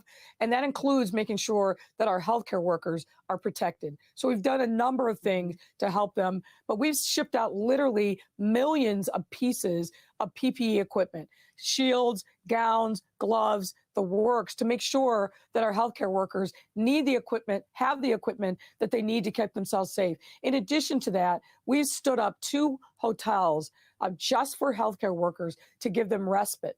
We know that many of our healthcare workers travel great distances to the hospitals and clinics in which they work. We wanted to give them an opportunity to get respite without having to go all the way back home or worrying about whether or not they were taking the infection to their households. So that's another support that we've given our healthcare workers here in Chicago.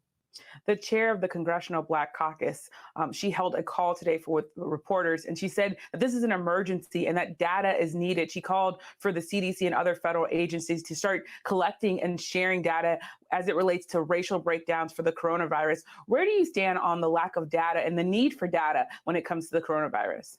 Well, the data is absolutely essential. And one of the things that we ordered yesterday was to make sure that all providers that are doing testing and that are treating patients aren't skipping adding in the demographic information that's so critical for us to be able to measure the impact on a race and ethnicity basis across our city. So we've got a lot of reporting that's happening, but we need to make sure that we fill in that 25% that we've been missing in terms of demographic information. But I agree with you that the data is critically important. It's up on our website, chicago.gov/coronavirus. That information is updated and has been on a daily basis, but we're going to be breaking out the demographic information, and we started that yesterday. Well, thank you so much for joining us, Lori Lightfoot, Mayor of Chicago. My pleasure. Thank you.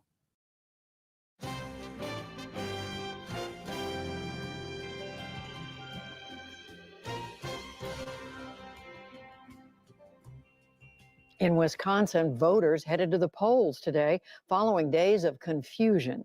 Amna Nawaz has more on the first state to hold a major election with in-person voting in the midst of a stay-at-home order.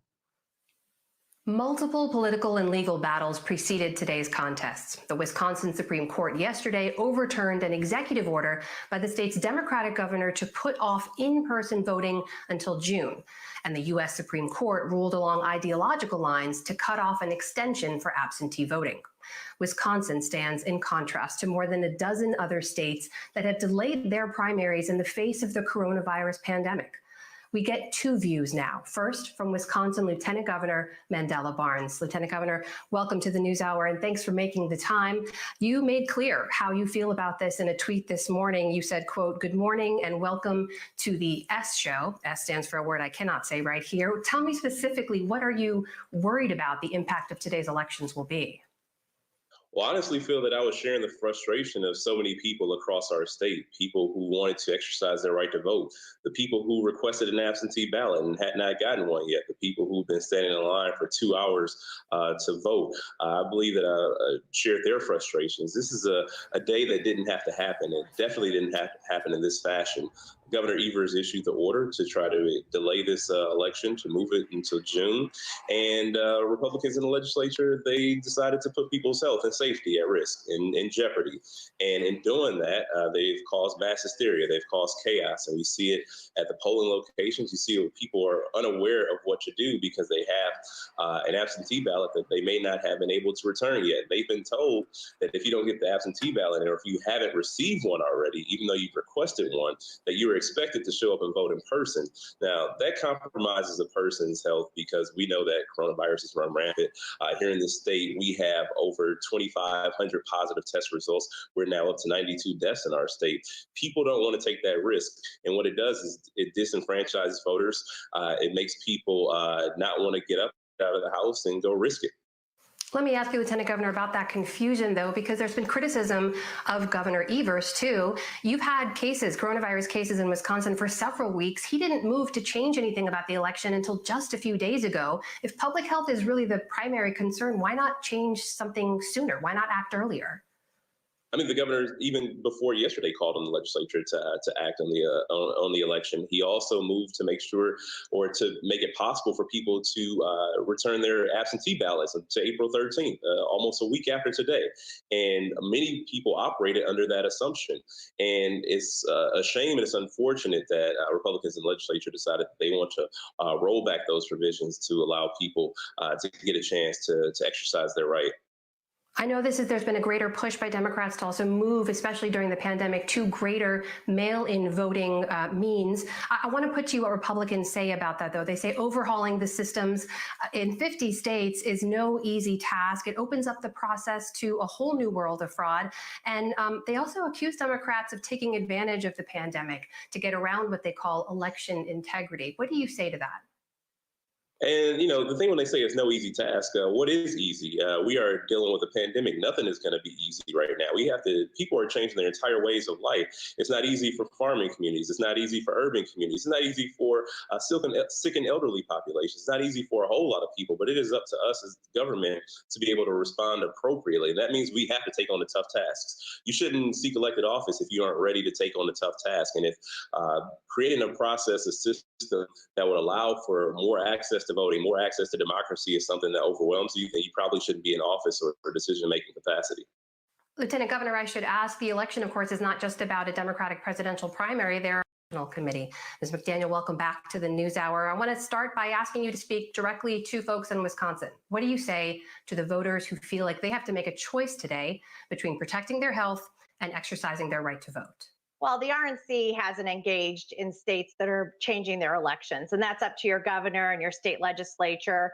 Where we intervened in Wisconsin specifically is when the DNC came in and tried to remove safeguards to the integrity of the election, like ID requirements or extending the election an additional 6 days and keeping it open for 6 days. So that's when we intervened, but we haven't done that in any other state as they've moved their elections. That's really up to the local state government.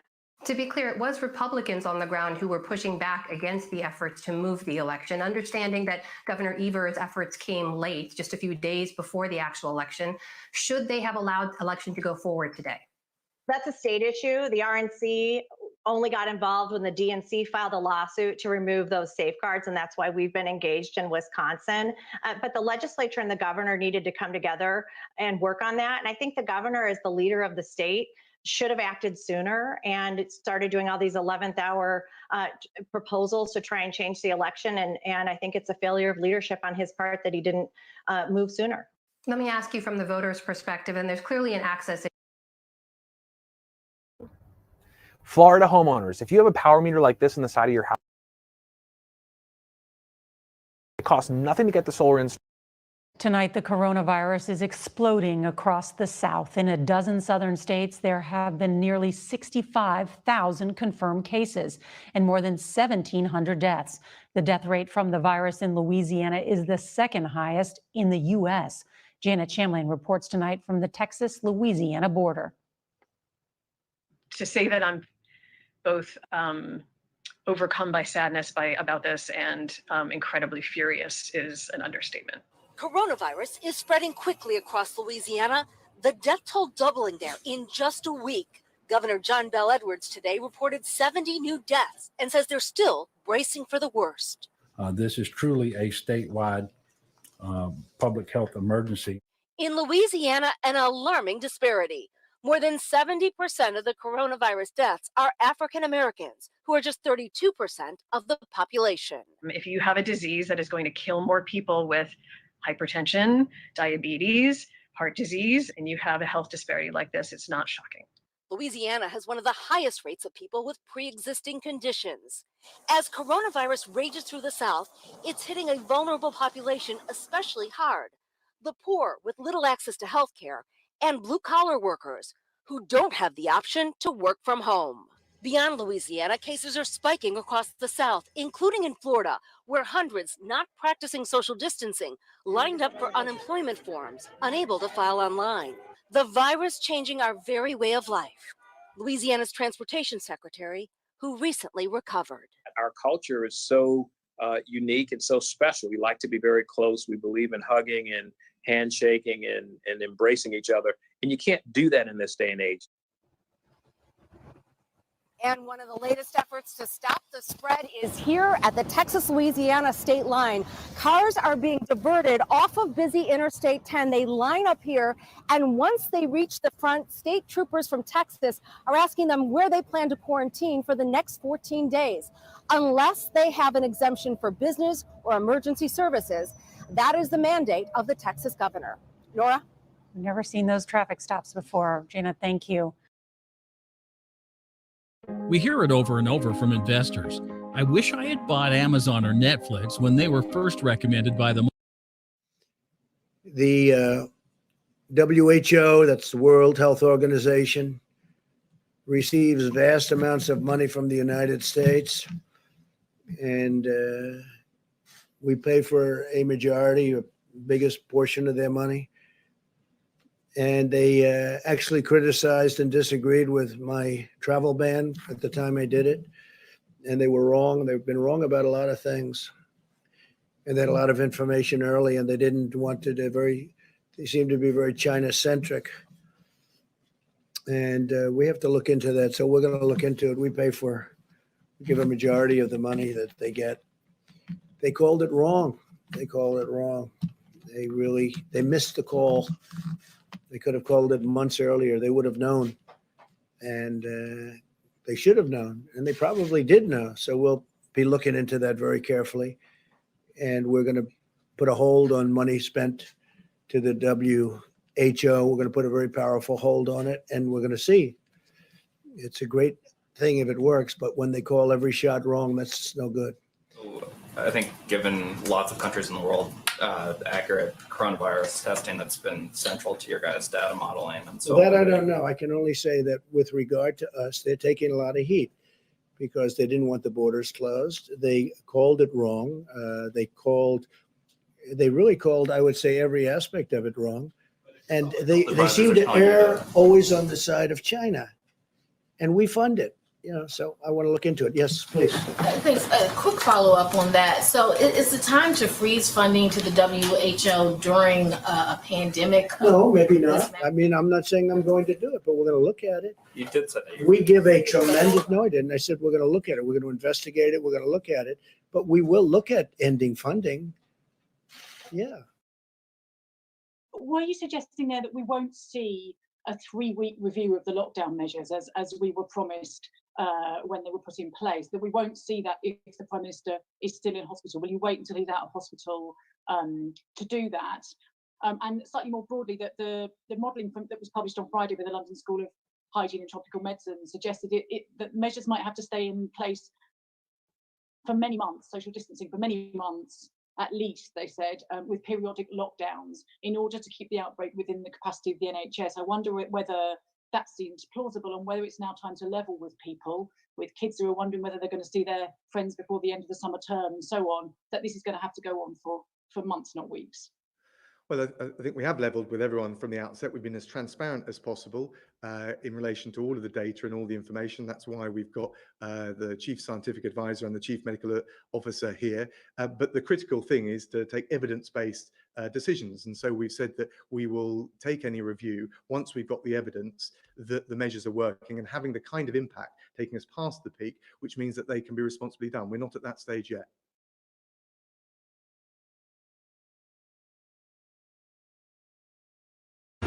Now at 6, a deadly new spike in coronavirus infections in the tri-state. But there is hope.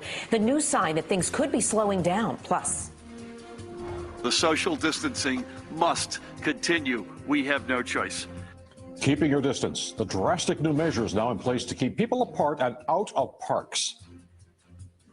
and the selfless act from one former COVID patient on Long Island that could help save the lives of countless others. Good evening. Thanks for joining us. I'm Natalie Pascarella.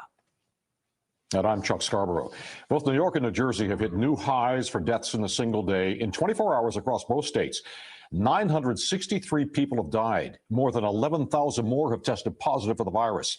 The two states combined are now home to 57% of all pandemic deaths in the United States and half of all the nation's COVID-19 cases. Well, today the order went out to close all state and county parks in New Jersey to enforce social distancing. And the public health emergency in the Garden State extended another month. But there is a glimmer of hopeful news tonight. The infection rate appears to be slowing, hospitalizations dropping, and there is tentative talk about reopening some businesses. Still across the tri-state, the number of confirmed cases is approaching 200,000 now. The number of deaths just 2 people shy of 7,000. News Source Andrew Siff kicks off our team coverage live on the Upper East Side with the very latest for us. Andrew. Chuck, here at Mount Sinai, they have developed a test for immunity to the coronavirus, and it's similar to a test that they now have at the state lab at Wadsworth up in Albany. Governor Cuomo says that test is mission critical for getting New York on the road to recovery. The deadliest single day of the pandemic in New York also arrived with promising news. The curve is flattening. I know it's tough to get up every day, and this is like Groundhog Day, living through this bizarre reality that we're in. And Governor Cuomo said it's now time to make a plan for reopening some businesses. The key may be inside this state lab in Albany, where they've given the green light to a test to prove you're immune to coronavirus. It's going to come down to testing. You're going to have to know who had the virus, who resolved the virus. It's mission critical for transit workers. 33 lives lost so far, including those who work on subways and buses. The transit president telling me by FaceTime there's no way to expand service to thin out crowds. We have thousands and thousands of people at the MTA who are out sick and who are out on quarantine, thousands. And so we have many fewer crews than we would normally have on a regular day. Until more people can prove they're immune, key obstacles remain, like keeping millions of people fed, a challenge with long lines at stores. The mayor today on the Lower East Side thanking school volunteers for providing grab-and-go lunches, but also urging New Yorkers to get more aggressive about social distancing. On Monday, Chopper 4 saw a large group using workout gear here in the Bronx. Today, the city had covered up the equipment. Anyone who sees crowding or people are not socially distancing, call 311 right away, and we will send enforcement agents immediately. As for the hospitals, the crisis continues taking its toll. Dr. Sean Faroux now has the virus, but still hasn't been able to get a test. Having to beg to get tested, I felt just defeated.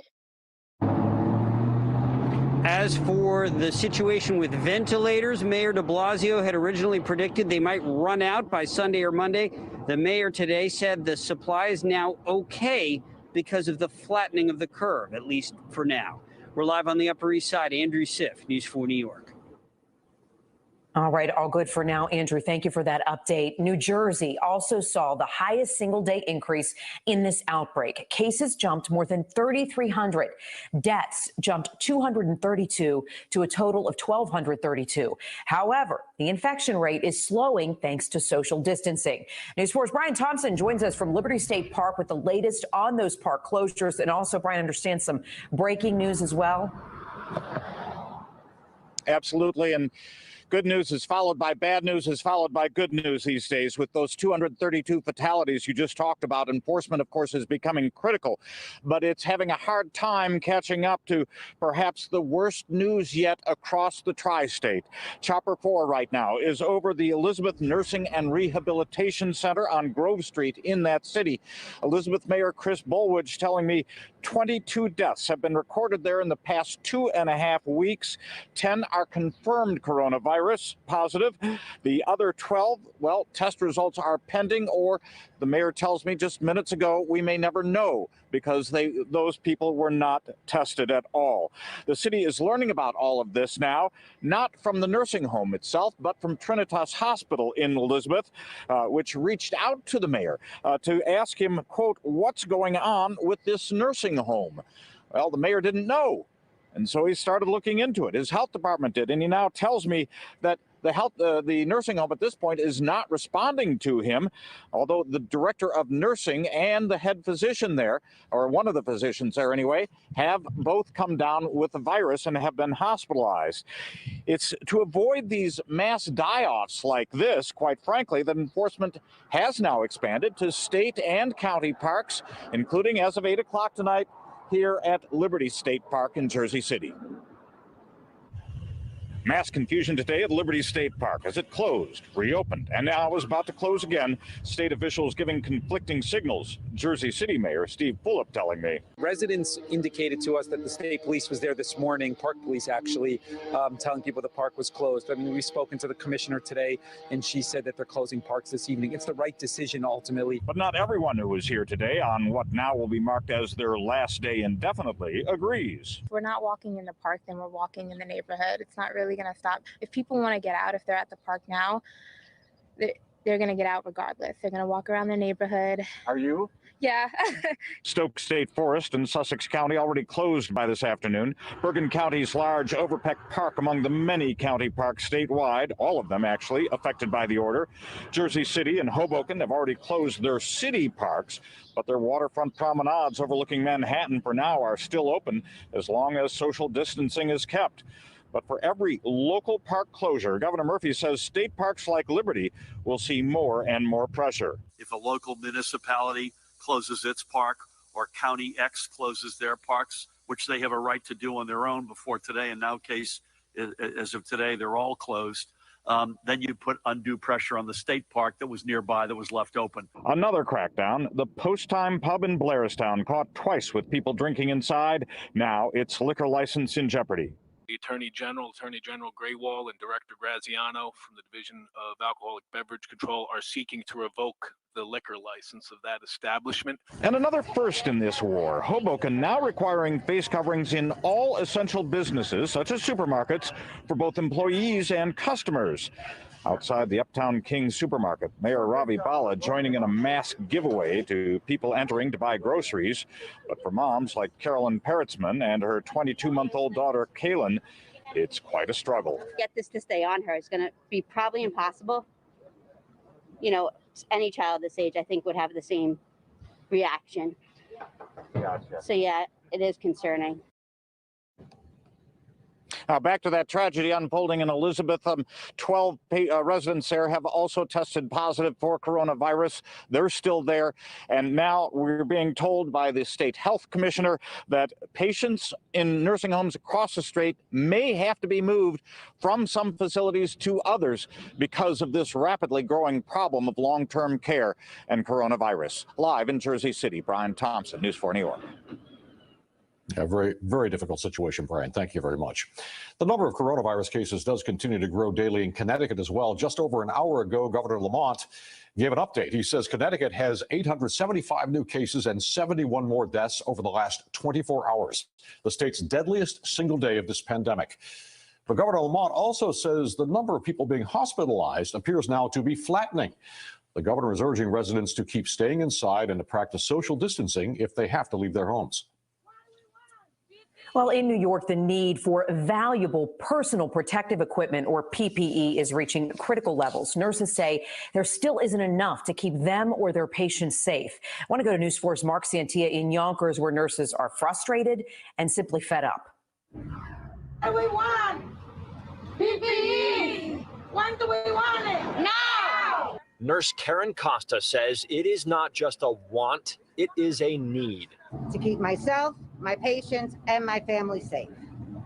I was assured that we would be protected. Unfortunately, this is no longer the case.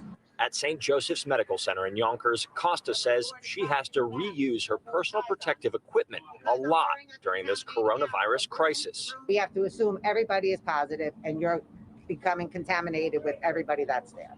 We are reusing our N95s for days and sometimes weeks at a time. All the nurses protesting today say the same thing. They do not have enough masks, gowns, face shields to dispose of used ones as often as they should. We raised our voice inside the hospitals. Now we are here, out in the streets, begging for supplies, demanding help for the patient safety and our safety. Yonkers has the most confirmed cases in Westchester County.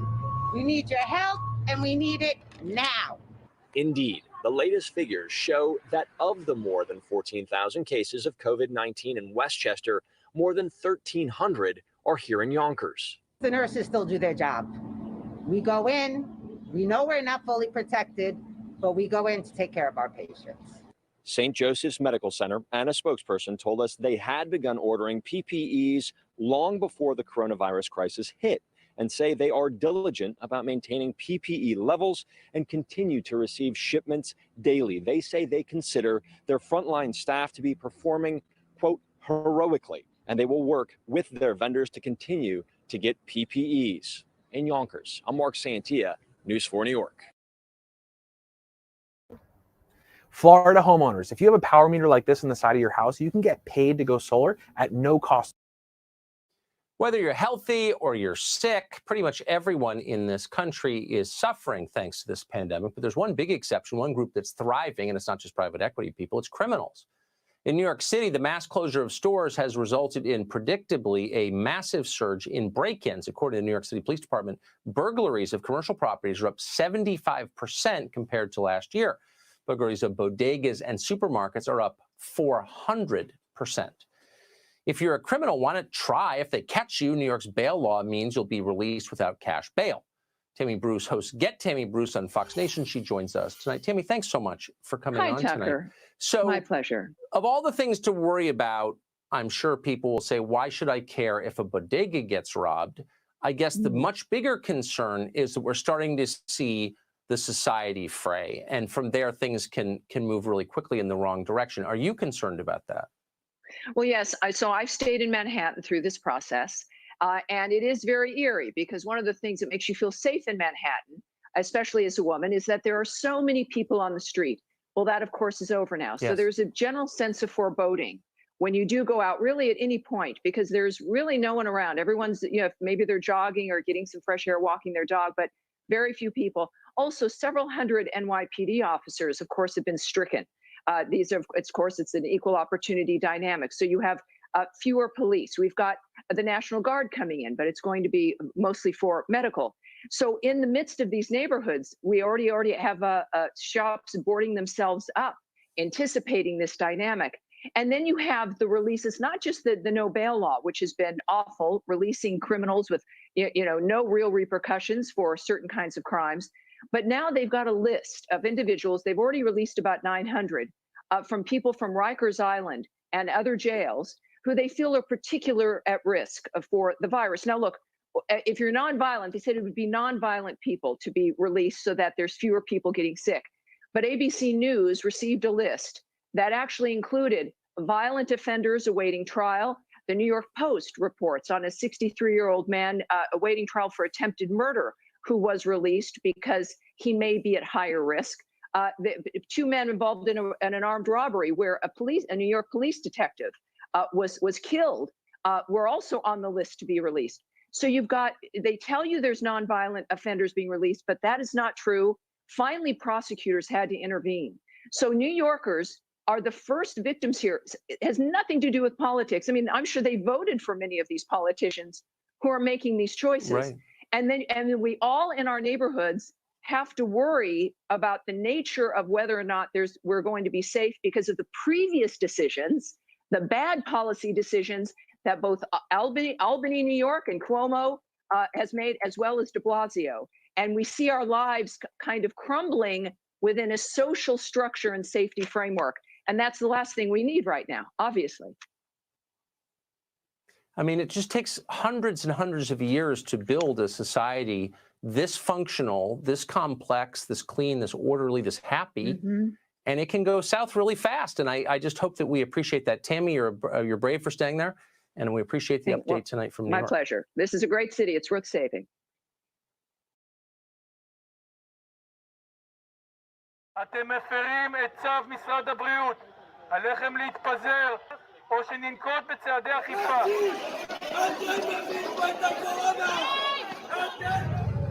This area is Mea Shearim. It's one of the big ultra-Orthodox neighborhoods of Jerusalem. The ultra-Orthodox community make up around 12% of Israel's population, but they're accounting for a far greater proportion of coronavirus cases. We spoke to some of the major hospitals in Israel who told us that of the virus patients they are treating, between 30 and 50% come from the ultra-religious communities. Sometimes it's hard because they want to talk with their rabbis, and we have to wait for an answer to know what's the next step. But the Orthodox community wants to know more and wants to help with the disease. For people here, religious study, prayer gatherings are really a way of life. But so too often is a deep distrust of outside authority, of the state itself. It's really the word of rabbis that cuts through rather than politicians.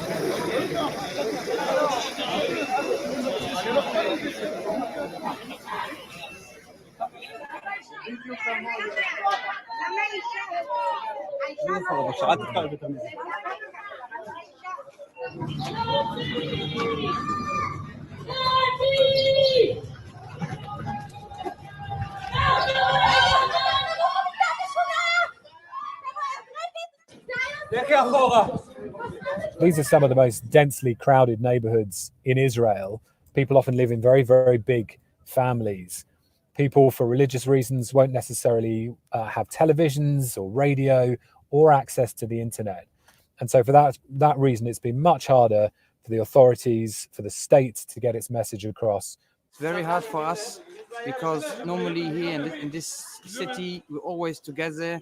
We're trying to do the best, even if it's much more harder than other places. There's long been tension between some secular and religiously conservative Israelis, and all that has been exacerbated over these last weeks. Much of the risk from the virus for residents here is added to by levels of poverty and being in big families where it is hard to distance. Israel's Prime Minister says there has been a very positive change and social distancing is now happening. There's a lot of changes. People understand how dangerous the situation.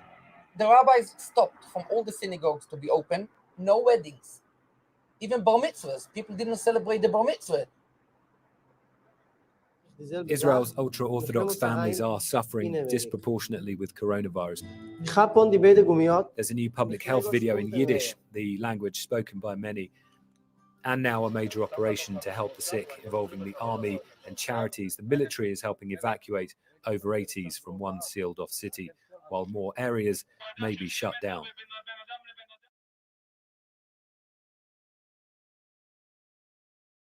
You always say chocolate's so weird. It's like chocolate. You know, chocolate. You know we talk the same. Chocolate.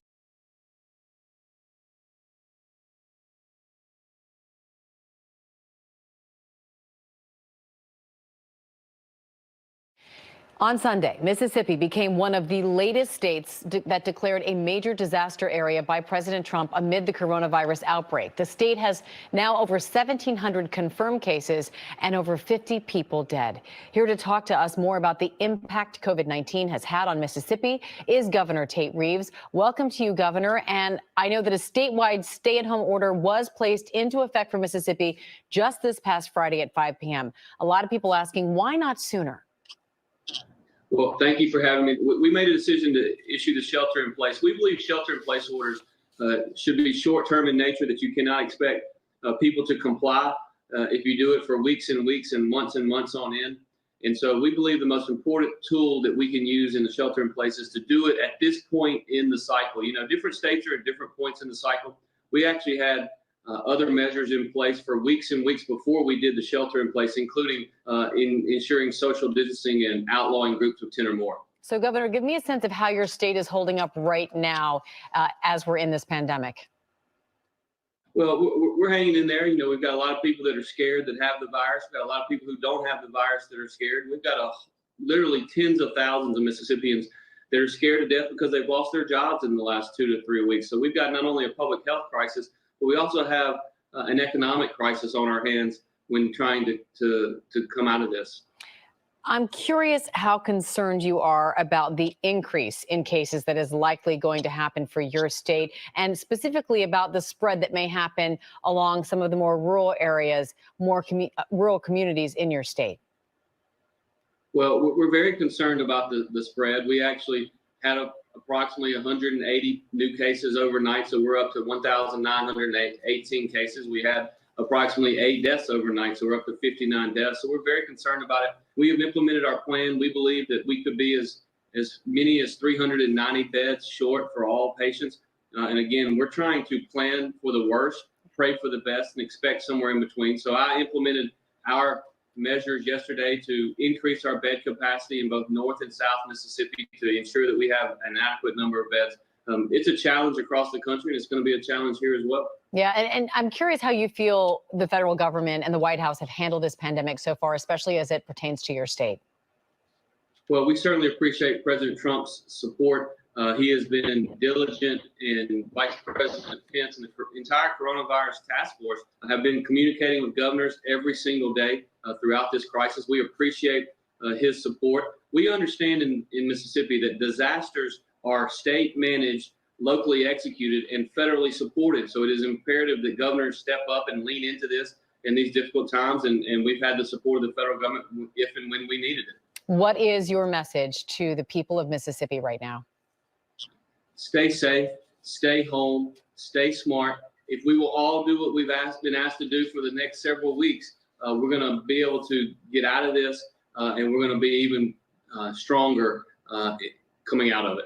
Mississippi Governor Tate Reeves, thank you so much for joining us. We appreciate your time today.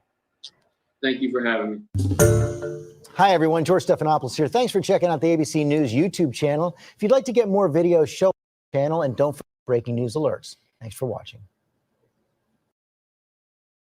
Cancel your Easter holiday plans and do not leave your homes this weekend. Regional communities say they don't have the health system to deal with a coronavirus outbreak. And while they could do with a tourism boost, it's not worth the risk. The roads are quieter than usual, and that's how the government wants it to stay as we live through our first holiday period in isolation. This Easter weekend will be incredibly important. Stay at home. Failure to do so this weekend would completely undo everything we have achieved so far together. Regional areas that usually welcome Easter holiday makers set to be ghost towns. Do not come. This is a message from the communities of regional and rural New South Wales who have fear and anxiety in relation to COVID-19 and the spread right across the regions. Bushfire-ravaged communities on the south coast were in desperate need of tourists after a summer of hell, but even they aren't willing to risk it. We do not have the capacity in our health system to deal with a large spread outbreak of coronavirus, and we need people to heed the warnings. Airbnb says it's discouraged all hosts from offering their properties as isolation getaways, as our tourism industry wonders how it will ever recover. What about all those lovely hotels around the Royal Easter Show that would normally be at capacity? If you're looking for Easter alternatives, the Premier has you covered. I bought myself a treadmill instead of going on holidays. Police will be running an Easter long weekend road operation like usual, handing out fines and demerit points. The message to motorists is if you try and do the wrong thing, there'll be more officers on the road to catch you. There'll be no interstate travel. Most states and territories have shut their borders. WA so strict you can only get in with an exemption. New South Wales, Victoria and the ACT are the only places where strict quarantine measures on arrival by road don't apply, but that could change. And we look forward to seeing you at Christmas time, and I'll buy you your first beer. Hannah Sinclair, 9 News.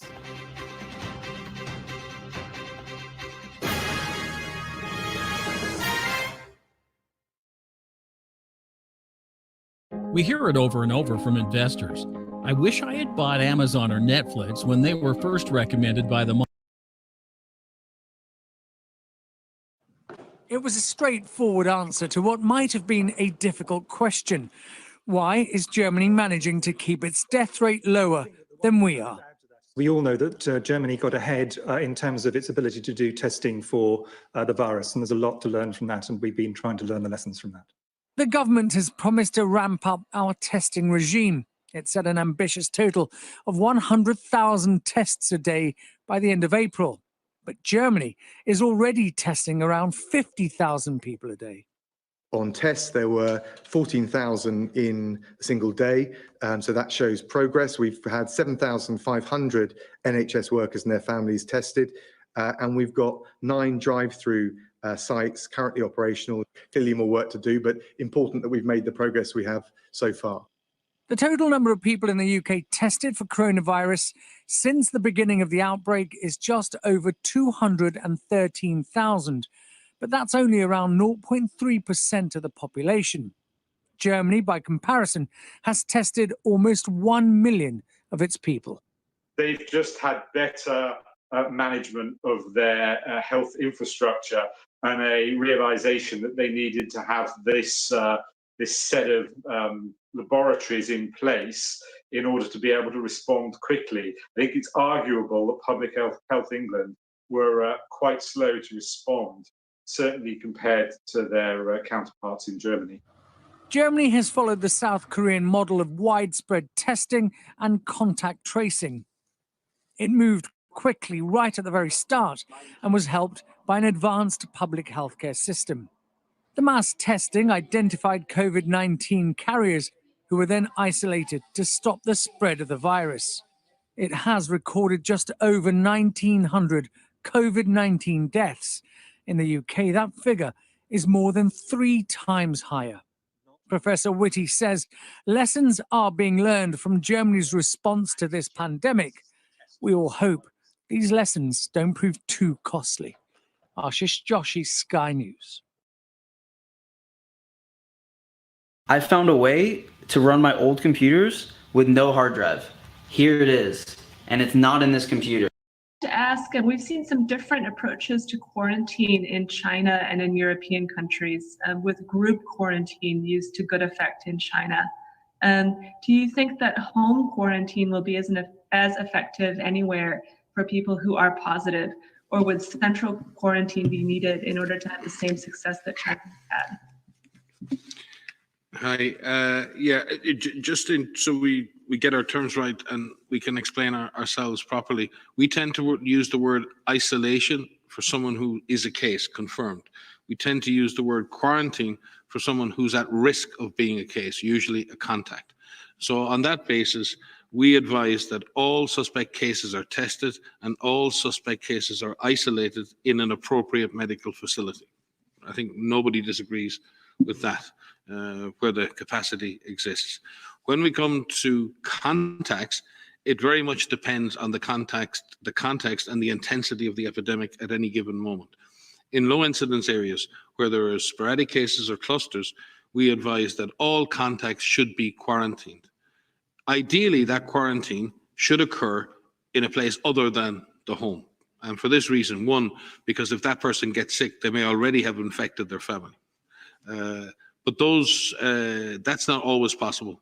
So at least quarantining contacts at home with good health advice about not transmitting disease if they become sick, and with regular monitoring of that individual, is an option for countries. It is difficult to do that in the middle of intense transmission, where you might have hundreds of thousands of contacts because you're having thousands of cases a day. It is difficult to deal with that.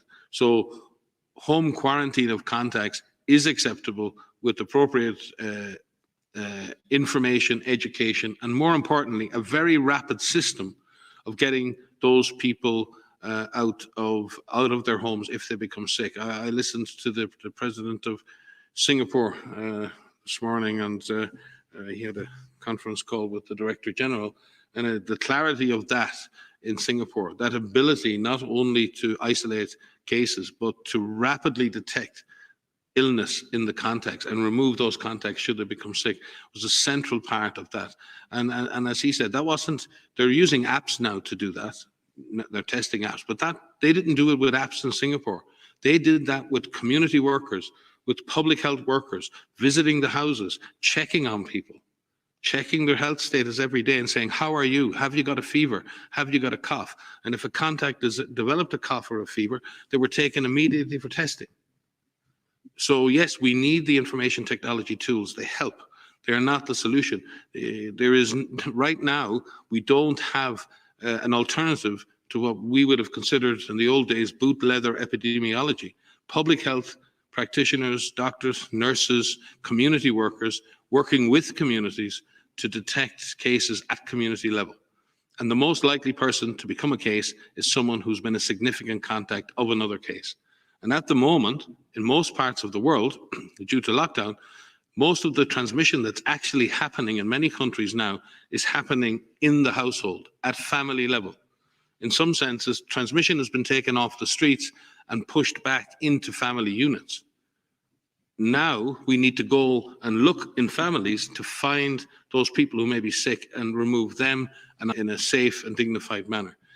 So that's what I was saying previously about the transition from movement restrictions and shutdowns and stay-at-home orders can only be made if we have in place the means to be able to detect suspect cases, isolate confirmed cases, track contacts, and follow up on the contact health at all times, and then isolate any of those people who become sick themselves.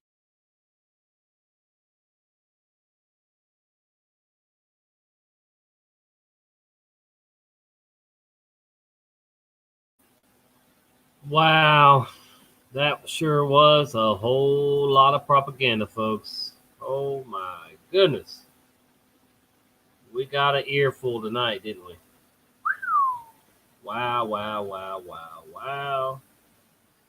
Insane in the membrane. I'm only going to be on for about another hour. I'm just doing 2 to 3 hour shows now. I'm not going to do 4, 5, 6, 7, 8 hour shows and then they get removed the same day from YouTube. I can't stand that. If you'd like to join me, there's the link to join me. Feel free to join me. I've shared a lot of video content with you guys tonight, new stuff. But nothing new under the fake sun. They're just trying to convince everyone of their lies. I really think they are setting up martial law while we're stuck in our houses. They're just moving around everything they need to get in place. And, you know, I do not think they're going to let up. I think they've got their foot on our boot. I think I got the foot on the boot. They've got their boot on our throat, and that's where they want it. And, you know, it just doesn't seem like they're going to let up and just let things go back to normal. I really, really seriously doubt. I'd like to be hopeful and think that things will go back to normal, you know, but I'm just saying, as of right now, it just seems like they're going to keep their foot down on us and try to make this new world order agenda, one world order agenda, come to life completely. Do. Holy moly. Put your streams on BitChute. Yeah. I don't even have a backup channel on YouTube. I'm really, you know, I'm just in the fight until we can't use YouTube no more, Facebook, and then you know we're at a war when those platforms are gone, when the main platforms are gone. And I have a D Live, maybe I'll get on there a little bit, but other than that, I'm not going to sign up to a bunch of sites and back up this, that, and the other, and you know, the end is too close to be worried about what's next after YouTube. What's next after YouTube should be conference calls. Will probably be too. We'll just get conference calls going and communicate that way. So what's going on? Good to see everybody. Valiant One, Susie Q, Bolt Gun, Pyridoxin Oxide, Mad Fireman. I wish you'd get your audio to work.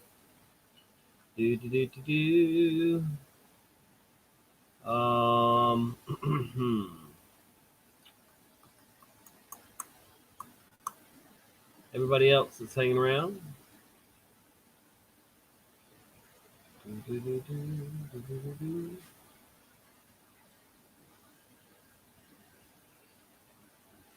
Ooh, boy, oh boy, oh boy. So here locally, I guess we have the only beach that's open in Florida. You can't have groups of more than 10, but at least you can get on the beach. Our sheriff is playing nice. He doesn't want his deputies pulling people over and asking them where they're going, what's their business, and all that kind of stuff. So we're still able to move about freely. And there's lots of people out on the roads doing that.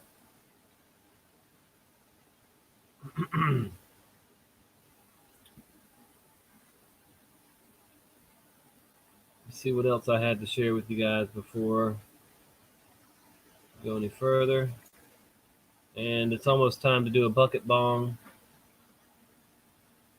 So we'll be getting, let me just play a song and then we'll get on to the bucket bong probably.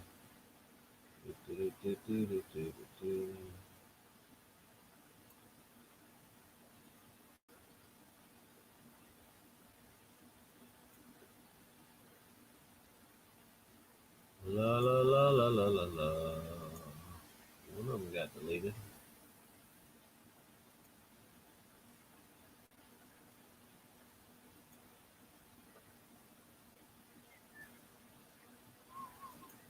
Running out of time here in a minute.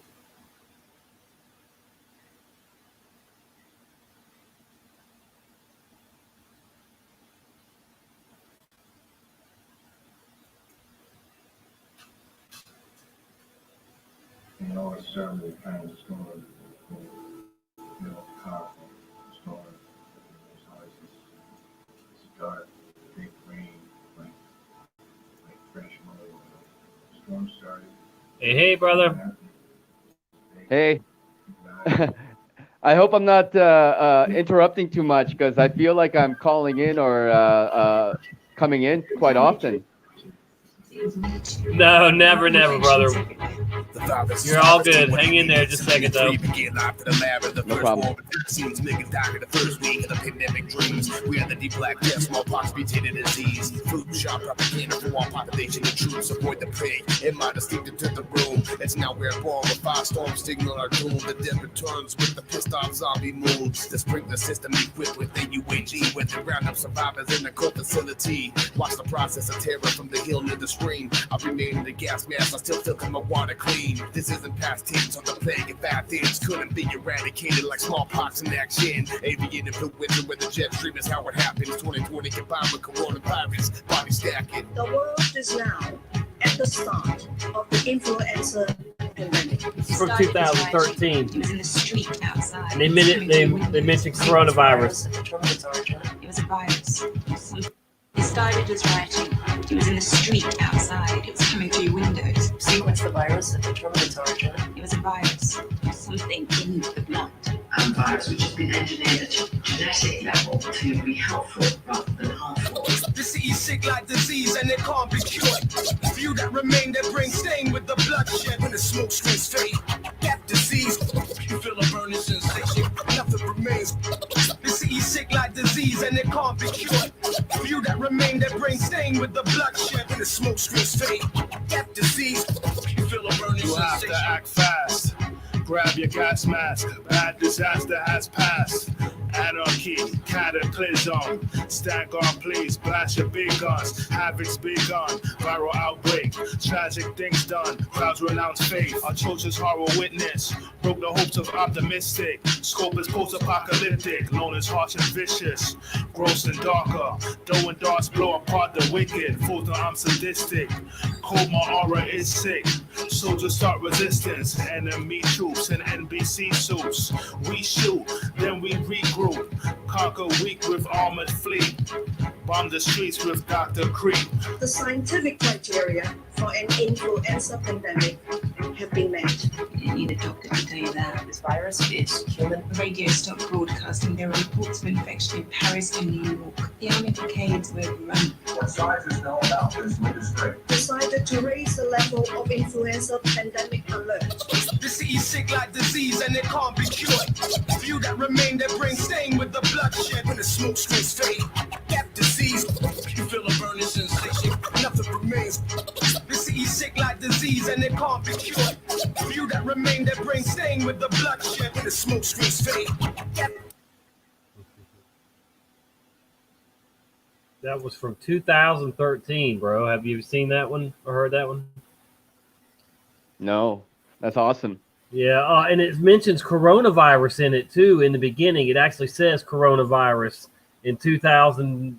It says 2020 coronavirus or something like that, and it's 7 years old. The song. I definitely heard coronavirus. Well, I yeah, didn't hear the year, but the coronavirus was there for sure.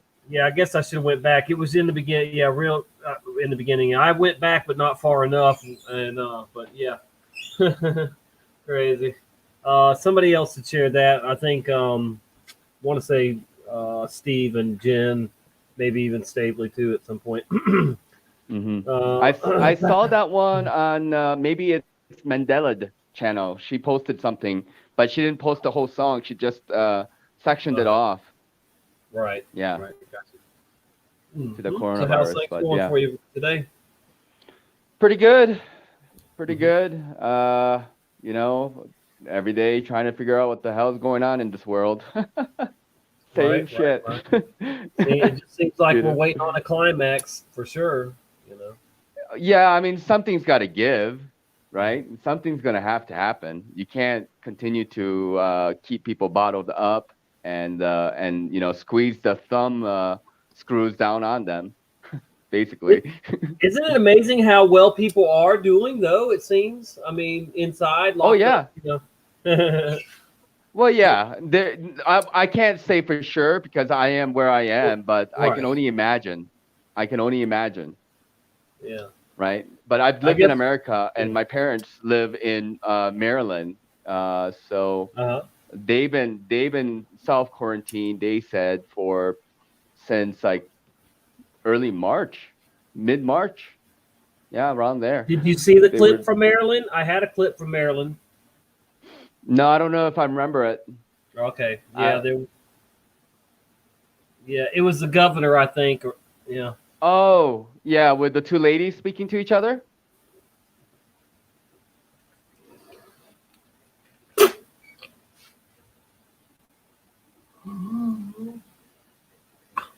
It was some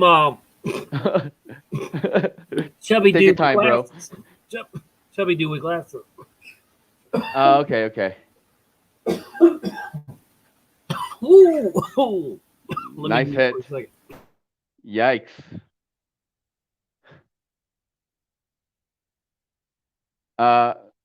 I guess I'm just talking to you guys by myself now. And, Oh, I'm here. I'm here. Oh, yeah, I'm half here. Oh dear. But yeah, good to see you guys. Good vibes and good flower. 420. Yeah, that's what I'm doing right now. Okay, you take back over. Well, yeah, I think everybody agrees that this whole show is not this show, but like this whole I don't know, like coronavirus stuff is just out of hand. It's crazy. I mean, and you know, like I just can't imagine like being in America at home and watching this dribble for like 24 hours a day, nearly. I mean, and that's well, like I guess they have Netflix or whatever. I don't know if people watch it all the time. Oh but no, they do, that brother. would I be can barely depressing. take an hour of it, but they do. They watch it all day Really? long. But, oh Oh yeah, and I man, know how Americans are. that's Most of them, torture. yeah. That's torture. That's psychological torture. You're like living in terror constantly. It's this invisible boogeyman that's going to come through, you know, all the people that you love, you can't be near them anymore. You can't trust them because they could kill you. Yeah. Coronavirus has turned everybody into a psychopath. I don't think we're looking at the division part of it a bit you know, enough, because look what they are doing. I mean, they are trying to totally divide us and and keep us from loving each other and communicating, you know, Right. you know, fully. And it's just it's crazy, man. It just seems like they are trying to get us prepared for true martial law and FEMA camps and all that stuff that we know they're capable of doing. And and it looks like there's, you know, that's what's happening. Either they're going to war with somebody or they're going to war with us, because they're moving way too much equipment and, you know, stuff. Yeah. Well, like, you know, even this particular situation now, imagine like, you know, a year ago, much less 6 months ago, like nobody was imagining home in their own home for, you know, weeks time. I mean, will be pretty We soon, hardly talk you about know? Mandela effect anymore. You're right. This is center stage now. We don't even talk about Mandela effects hardly anymore. It's crazy. We you know, 6 months ago we were trying to figure out where, you know, what's going on with the Mandela effect, and now, you know, it's on the back burner basically. Well, yeah. What's Yeah. the main? I think the main topics are like obviously and then you got 5G. That's another big topic, and he's talking about those, and those seem to go hand, right? Yes.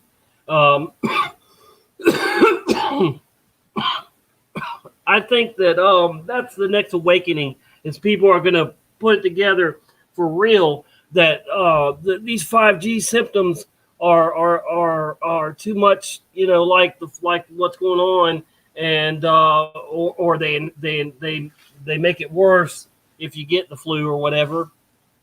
And you know, I mean, it's just the fact that they're going to put in all these towers with super thick, solid copper wire that they can put all the juice they want through them, you know, and then eventually just turn areas into microwave ovens.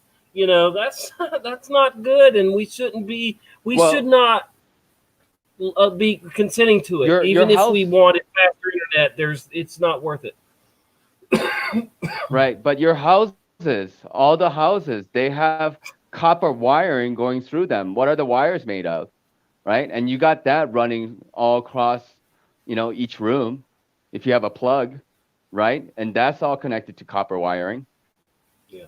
No? Yeah, but you're talking about a lot more EMF waves or whatever, you know, and it's, you know, that's not, you know, no, that's healthy for you too. I mean, you know, I mean, man has created our own all of our health problems with technology, pretty much.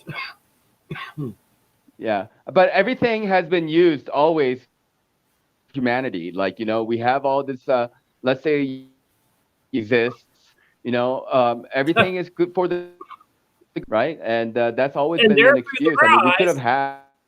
had, yeah, No, I but mean, the no. people bought it. People bought it because they believed it. Yeah, yeah. Versus, GMO is good, food, and then it's just Yeah. We can grow crops in different in places we couldn't before. All that crap, right. Yeah. I mean, who Well, cares if you can yeah, grow corn? Who cares if you can yeah, grow corn in the desert if it's going to kill people down the road? Eventually. Oh, we can feed them now, and they'll be okay for a little while. But when they got tumors the size of corn stalks, in their bellies at some point, well, who cares then? We Yeah. fed them. We cared and fed them at first, even though it was GMO'd. Yeah. Mm-mm. I will stand up and speak up against any tyranny, any evil, and that's why I've been down so many rabbit holes, and I've figured out that we are under attack from every angle they can come at us from, and you can just see it by the toxins in the air, the water, the food, the television, and so on, man. I mean, they just pollute everything Wow. they can that we take in, on purpose, so that they weaken us and control us. Come on back if you can, brother. Ooh, excuse me. I guess you popped out from something, but anyway, come on back if you can. Good to see everybody. And I'm still recovering from that bong hit. Excuse me. Ooh, all right. Hello. Welcome back. Yep. Welcome back. I don't know what happened there. Yeah, weird.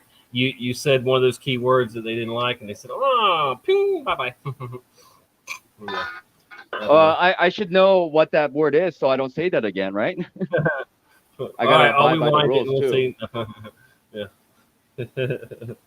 Well, I mean, what platform are we on, right? Does it belong to us, this platform? No. No, it doesn't. No. So Google. right, but like this is where we all meet. This is centralized control.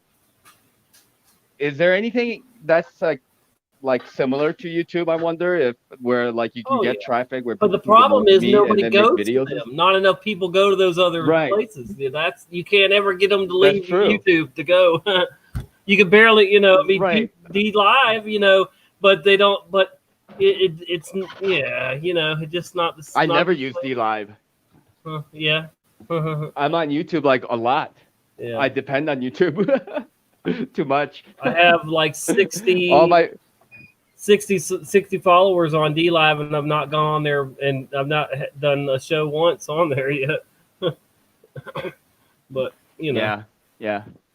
Stavely has almost I mean- 1,000 now. He's got 800 and some followers on there, and he gets Right. he gets a pretty good crowd in there when he gets on there. Yeah. Mhm.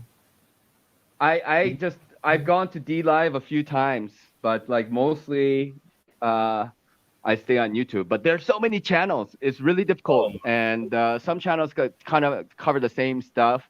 And we mirror a lot of stuff though too.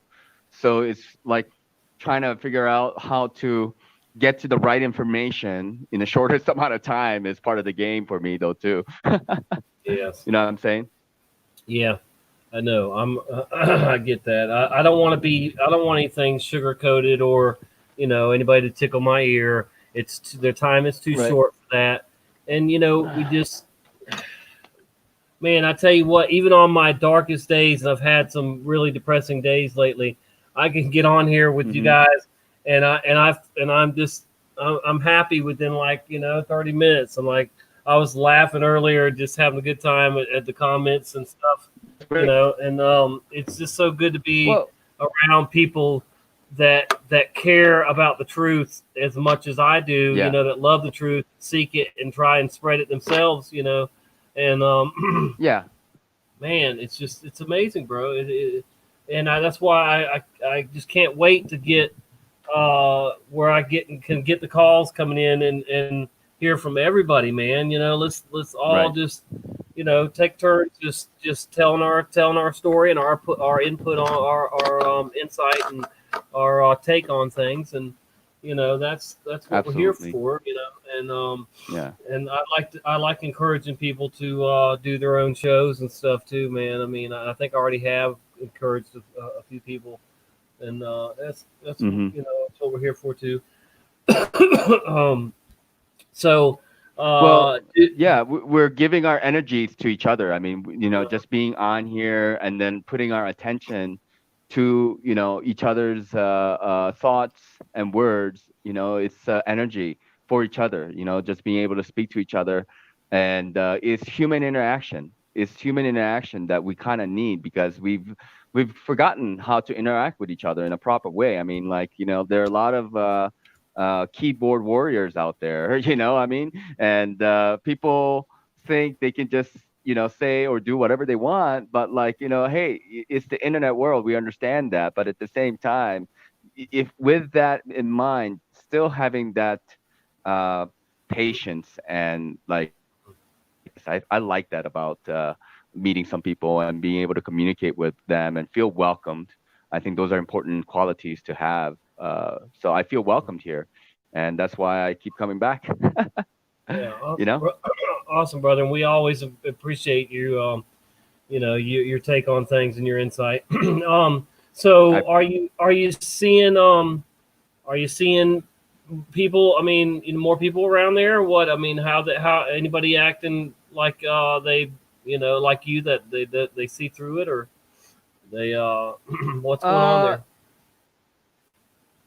Live in a village, so, like, I don't know if you've seen my videos, but I live in a hut, and it's about, like, house is about 150 meters away from me, and a small village there, and each lifestyle is like cows, cutting grass, herding sheep. I mean, it's like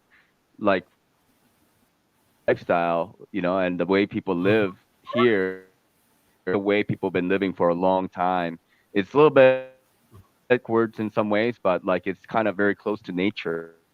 So people still, like, have stuff, and they do work, and nobody seems to be. And there's of, like, putting scarves over their faces, and people, while they're doing, like, field work and stuff, but they're really taking it seriously. It's to kind of show everybody else that they're kind of concerned about it, but yeah, this is kind of annoying.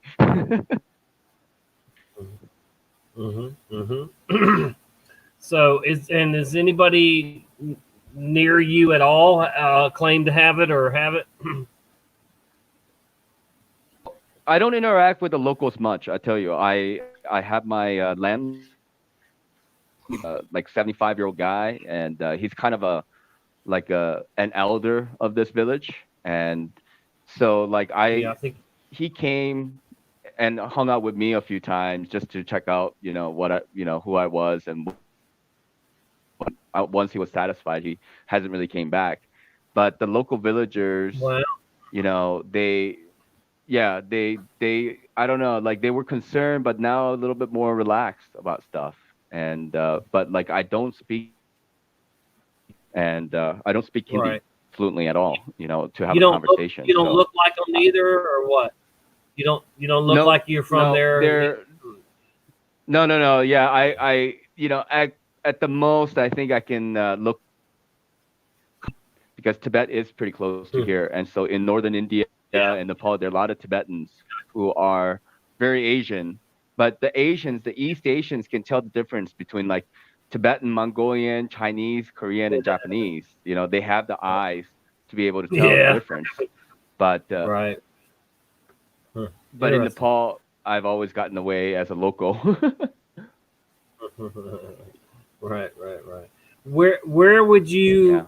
prefer to be if you could live anywhere on the earth? I mean, are you content? Or would you rather be a certain place that you would want to ride out I the think end times or the end times or whatever. this is the best place for me, man. Yeah. I don't And it want to be probably- anywhere else other than where I am. Yeah. What's Good. that? Uh-huh.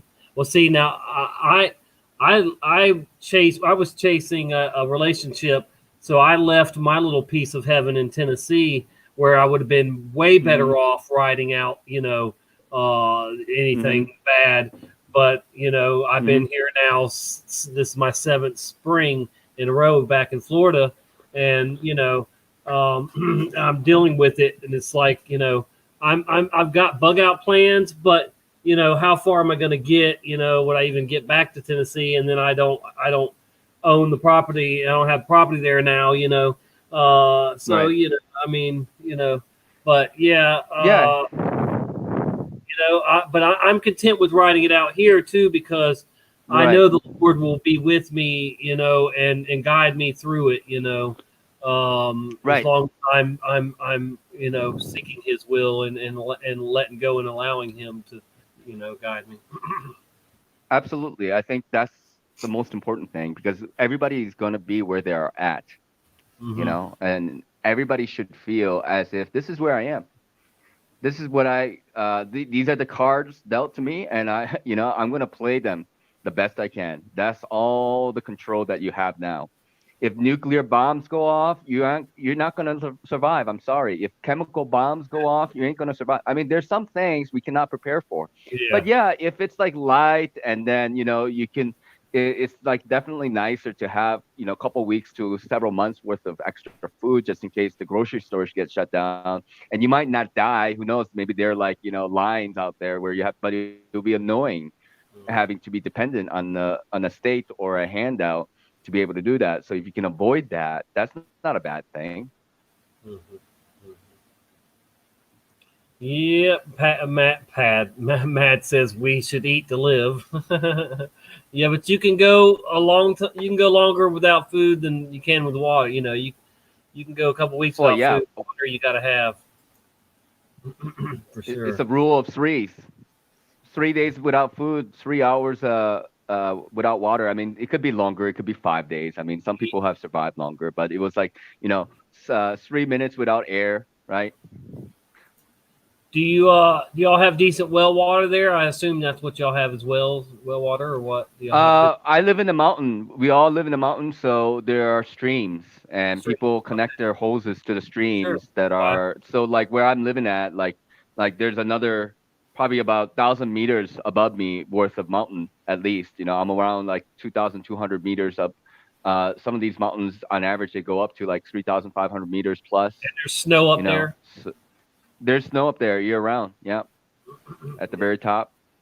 Nice. And yeah, so like it melts and then obviously it trickles down and then it collects and then it turns into streams and then to rivers.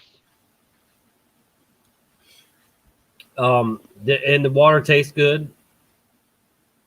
It's all right. It can get muddy sometimes. Like when it's like raining really hard, then it gets like kind of like the land gets all a little bit agitated and it does get a little bit muddy. So like during those times, yeah, like I have like a bucket or like a container, and then I let the sediment settle, and then you can use the clean water from there. I mean, the water is fine. There's no chemicals or it's mud, it's dirt in there, but you can just let things settle. Yeah. Do you have a way of making a water filter if you needed to at some point? I have a water filter. Okay. I used to camp a lot. I pretty decent camping experience. Okay. So I have a lot of the equipments you need. Yeah. Awesome. Yeah. Yeah, I bought a tent a couple years ago and I haven't used it once, but who knows? Maybe I'll need it at some point, Tents are nice to have. I mean, like, obviously like a stove, I think like maybe not. I'm not a big fan of like the Swiss Army knife, like where you got these flimsy knives coming out of there. Like I like a full tang knife for use. So yeah, I mean those are nice things to have, and on the land a little bit. Yeah, I recommend people have a lot of knives, and even like blow dart guns, Chinese stars, throwing knives. Yeah. Those Yeah. those I are don't know all about things blow that are dart good to guns. have. Like they're distance weapon. I mean, like you can definitely do some damage. Right part of the body, you can definitely do damage with them, but you can reload very easily unless you become. I feel like weapons such as swords or clubs. These are like those are I think pretty handy to have, and Yes. maybe like a crossbow Machete, would be good too. You know, real sharp machete. machete, sure, why not? Machete, whatever. Yeah, I mean, Axes, machetes hey, are. little I mean, axes, big any kind of axes. hand Yeah, axes, sure, why yeah, not? Really, yeah. I mean, like I'm sorry to be having this conversation, but this conversation needs to be Yeah, had. If you yeah. want to survive, You can use them for it's other things necessary to be too. realistic. You can use Yeah, these things for absolutely. other Hand axes are very handy. things. Uh-huh. Yeah, no pun intended. Yeah. Right. Yeah. So yeah, man. Yeah. My nephew just built a chicken coop and got some chickens, and they're already laying eggs. It was like real fast. So I know people Yeah. can do that pretty cheap too. And have them some backup that food that way. Do Yeah. you like eggs? Do you Yeah. get eggs there? I don't consume eggs myself. I haven't for a little while. But people do eat eggs. There are chickens and stuff, but I don't. Yeah. Yeah. A lot of vegetarians eat eggs. You know that, right? Though, or vegans or whatever. Right. Yep, I do. Yeah, I'm not a vegetarian. I mean, I still consume like milk products like ghee. Is Got this like kind of like butter, this Indian butter thing? That's really delicious for me. And then paneer is kind of like this cottage cheese. They come in big chunks. You can fry them, but I don't usually have them too often. I don't have like I said, I don't have a refrigerator. So, but during wintertime and now, it's really not a problem. You don't have to really worry about it because it's cold enough where the vegetables don't start rotten. But like once spring and summer and fall comes around, you kind of have to, you can't really keep more than 4 or 5 days worth of vegetables in the box before they start going. You know. I'm laughing at Mad's comment. My tent is in the trunk, he said, and had my head in the gutter. And anyway, I don't know. I'm not reading the. I read it backwards. My I'm not trunk. reading the chat right now. My trunk is in my tent. But anyway, so yeah. Let's see. Susie Q says she loves eggs. I like eggs, but I can only eat a few of them, and then I start getting like stomach sick, kind of, like I don't know. And mayonnaise, I can't stomach mayonnaise at all. I'll be, bleh. But Yeah, I'm not opposed to people consuming meat or like egg products or whatever either, because like I think people should eat whatever they want. It's just that it's good to be just grateful and be mindful where everything comes from. Eggs come from chickens. You need to raise chickens and you have to feed them grain. These kind of things are kind of just thinking like, okay, these are all the things that's involved for me to get this egg. All these factors. And same with meat. You have to feed the cow and then raise them, and they go through these system. They go through the system. So just appreciate that for what it is, I guess. Yeah, it's horrible what animals go through to go end up in our bellies. It really is. It's tough. And I understand it's not going to be like people are not going to change overnight, like from to be a vegetarian. Most people, it's hard, because we like. Hey man, I used to love like corned beef sandwiches. When I was in high school, I wasn't a vegetarian, and my parents had all kinds of meat. We had ham, turkey, corned beef in the refrigerator, like 2, 3 tips. I mean, like I grew up in a pretty decent home in America. My dad was a professor, so he made pretty decent amount of money, and then I never felt like I didn't have enough at home, But for me, it was like a big, wow, like a windfall when I first came, because I grew up in destitute. Like, you know, when I was in Korea, I was like homeless for a little while, and I was in an orphanage. And then after that, after coming to America, it was just like, wow, it's like, you know, but you get used to it. You get used to it at the same time after, you know, 4 or 5 years. I ate like hot dogs every day, try to become an American when I first came over. Right. Wow. Mm. Yeah. So, is there a lot of goats there in the mountains there? Yeah. Yeah. There are sheep herders, and so there's sheep and goat. Herd them around the mountain. They come by and nearby here, and then let the sheep and goat. Danger. There are no wolves that I know of. I know bears, but like I have not seen any cougars or bears. Apparently there are somewhere, you know, and they usually have dogs around, so they all You just haven't ventured off come far by. I enough feed to them. find out. You haven't ventured off far enough What's to that? find out, right? You haven't ventured off far enough in the Not wild to well, find yeah. out, I guess. No, Mhm. I don't. I haven't gone up so much from here. This is very comfortable for me, and I have kind of a routine. For the past like good 6 months, for sure, I've been like daily, you know, trying to figure out. And now is, you know, something else, and it's too much information almost, you know, information Information overload. overload. Yes, yes. Danger, Will Robinson, danger. Yeah, Oh but it's man, interesting. man. Live in an interesting time, and yeah, connects us, and we can all share each other.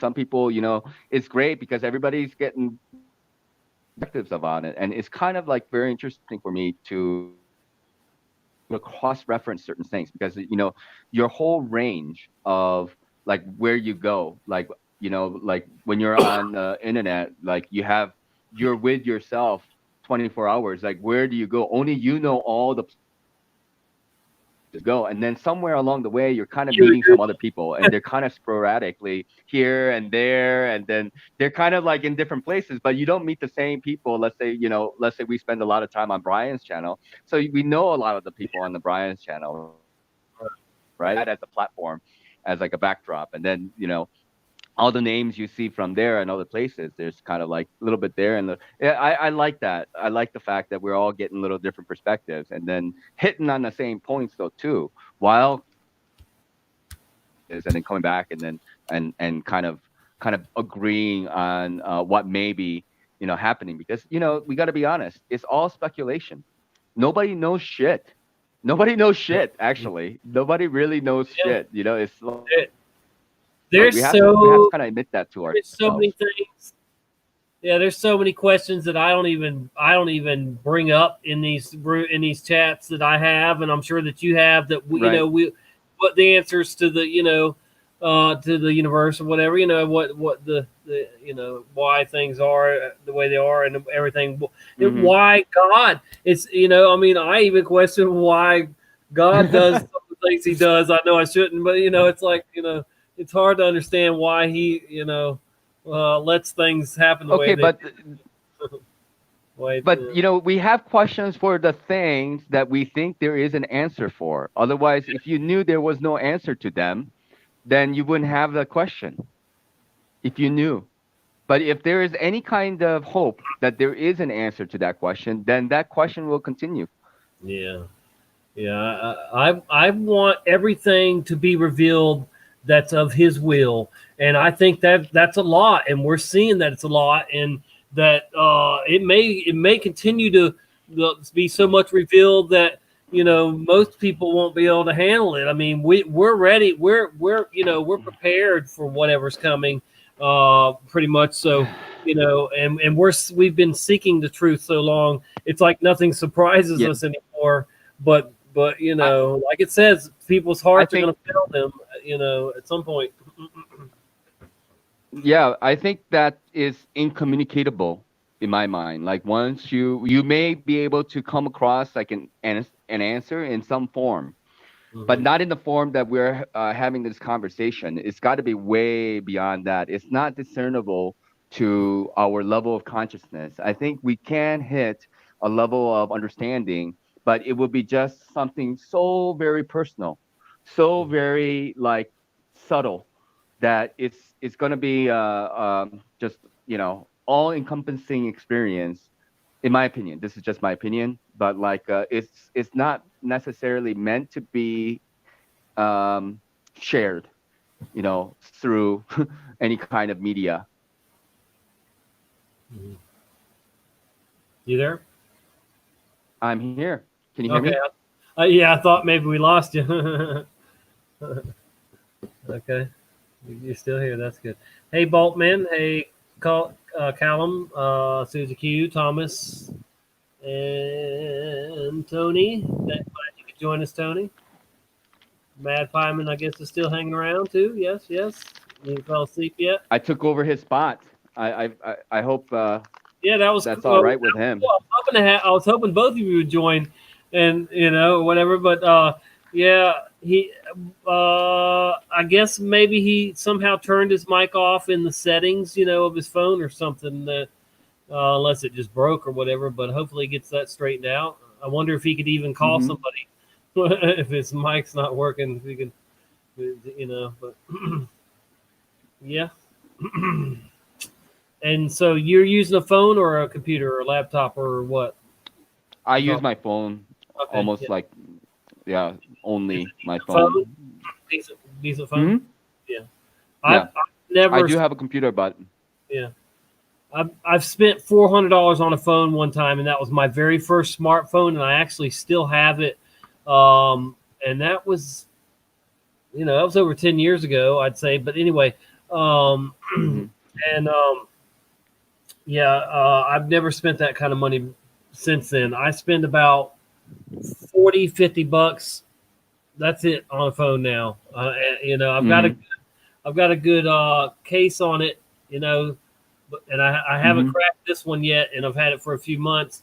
But it's I refuse to spend hundreds of dollars on a phone. Like people spend 1,000 or more now on them. It's crazy. Some of these phones. But yeah.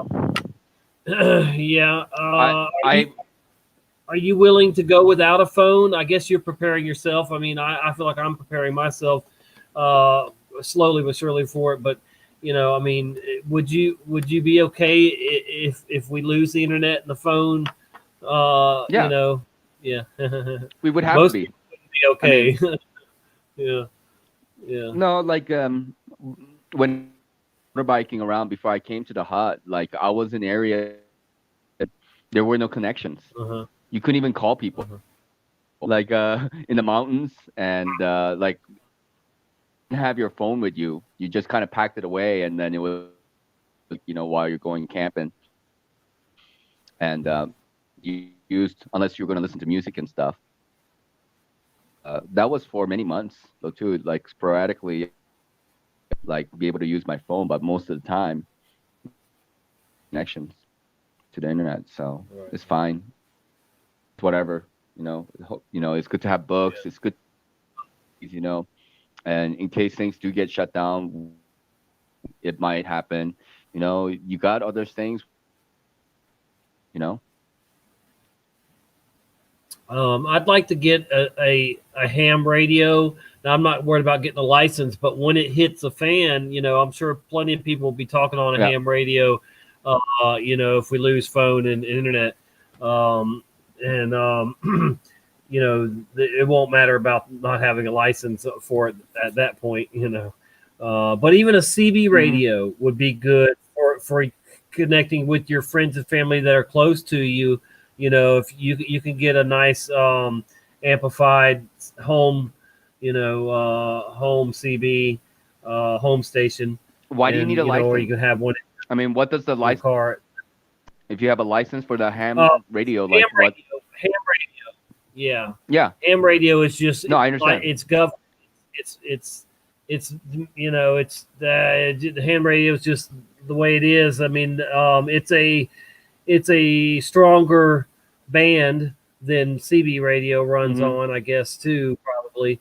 Okay. But it's just that's their way of regulating anything and everything, I guess. I don't know. But yeah, so you can have a regular Well, yeah. CB radio, but a ham radio is just, yeah, it is what it is. You got to have a Right. license. But like I said, when it hits the fan, you won't, and you have to, you have to call out your call numbers or whatever, all that stuff. It's just more professional and regulated. But anyway, like I said, when it hits the fan, you could be on there, and talk with no problems. It's not going to matter then.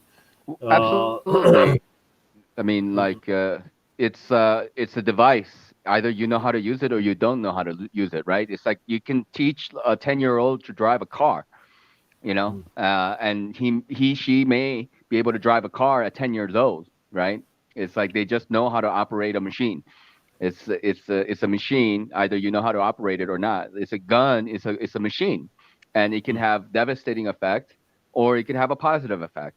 But am I against like people, training your kids how to use guns? I'm not, because if you're gonna have them, they better know how to, what it is and how to use them. And same with everything else. I guess that's kind of my point. You're gonna have kitchen knives sitting around, right? You can't protect your kids from everything. So What month? I don't know. Maybe it's too much. Yeah, go ahead. What month is your birthday? What year? Month. December. Oh, wow. Okay. Yeah. Why? I don't meet many people with a December birthday, actually. I don't know. Huh. Yeah, my birthday is December 12th. Wow. 12. Yeah. So it's 33. Oh my God. And then I was born in 1978. So 7 plus 8 is 6. And then 3 plus 3 plus 6 is 12, and it's 3 again. Oh no. I want to say I do know somebody that has a December 12th birthday, though. Actually, if I'm not I have 12 letters on my name. Michael Bowen. It's got 12 letters. Let me look that up real quick to see when that did ring a bell. Whoop, come back. That thing. But anyway, so Megan Lennon. Oh yeah, whoops, I didn't even put her whole name in there. Bear with me here. There she is. Yeah, but birthdays are interesting. I mean, I think I think there is something. There is something with birthdays and this numerology stuff and astrology stuff. I think there is something there for me. Okay. It's interesting for me. Her birthday is December 10th. The person of hers, so 2 days or 4 years. And anyway, that's the female half of the band I used to work for, Steel Magnolia, Megan Lindsay. Her birthday's December 10th, 1985 was her birthday. Yeah, she's a bit younger than me. So I have nearly 7 years. I have 777 in my birthday. Yeah, it's 7/16/74. So it's 777 out of that.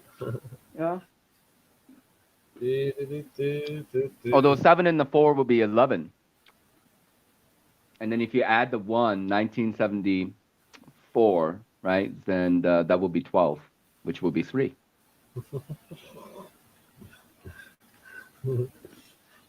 Okay. Yep. Let's see. But it does matter, I mean, it's like either you believe it or you don't. Either you think there's something with it or you don't. I mean, that's all. Right, and sometimes I wonder, it's like, there is a point where I feel it's going to be unknowable. It's like, you scratch to the point where, like, I want to understand it all. I want to see how everything's working. But because of the circumstance, because you do have limited time, you have limited, like, space and attention, unlimited concentration, limited ability to process information, you're going to hit that, like, threshold where it feels like you're kind of stuck there, you know, and you kind of feel like there is more to reality, yet I cannot conceive it. You feel like there should be more to reality than what you can conceive, right? Mm-hmm. Right. And there is. I mean, people don't even think about how there's other dimensions. Mm-hmm. Yeah. I mean, there's more than the 4 dimensions we live in, or whatever. 3 or 4. Oh man. Yeah, religion is hard. It's a hard one because it's very much, you know, like, so your culture, No, I said it's like the way people behave, what they believe. Midgens. I said dimension, not religion. I said, yeah, dimensions, Oh, other dimensions. Yeah. Apologize. Live in the 3 or 4 I dimensions. Have you heard the theory I that believe we we're are? Yeah. Have you heard the theory though that we are a hologram from a 4D object or whatever, or 4D off a 4D being? Or, Why not? yeah, yeah. What Like, do you think we have God shadows is? here. Yeah. What do I What think dimension God is is? God? God is. I have What no dimension? idea. Yeah, yeah, I don't. That's like a, to me, that's like, to me, that's like a loaded question where, like, hey, let's confine God to an idea. Talk about that, you know, but it's just like too much. Yeah. But now he has his own heaven, his own part of heaven, like Satan has his own part of heaven, or did. You know, there are different levels of think heaven too. that? Oh yeah, most I don't know. definitely. Yeah, but I mean, hell, like, too. right? Okay, let's about that for a second. Like, why? For what purpose? You know, and then, like, if all comes from God, like Satan comes from God, and then, you know, God must have known that Satan was going to rebel. Is God not all knowing? Was he like surprised when Satan rebelled and was like, "Oh, I can't believe it. I would have never expected that you would rebel against me." You know what I mean? Like, does that make sense? He knew. Yeah, he knew. He knew, and Yeah, he just, must have known. So he allowed. You know, he's just letting it all play out. Even like I say about the Book of Revelation, you know, people say, well, right. Trump and all these people are just using it as a playbook, you know. But even if the book wasn't here for them to have it as a playbook, you know, God saw them doing what they were going to choose to do with their free will, and He showed John, you know, what, you know, in the Book of Revelation, what their ultimate end plans were, and so, you know, I dare to say if they didn't have the book to read and use as a playbook, they were still going to do those things that are in the book, you know, because God saw them doing that, and I know. What is the point? Hold on, people done. Yeah. What is the point in Jesus coming down and ruling for 1,000 years and then letting Satan loose again? That one I'll never understand. I don't know. You know, because that's what it says. He's gonna rule for 1,000 years, Jesus, and Satan will be loose. It's incomprehensible. Yeah. What Couple things going on here for me. You know, I think it's like, okay, one, it's incomprehensible. Why? Because we're asking why. It's like, I don't understand it, right? That's one. The other thing is, even if you knew what was going, like, it doesn't change anything at all. It's still happening.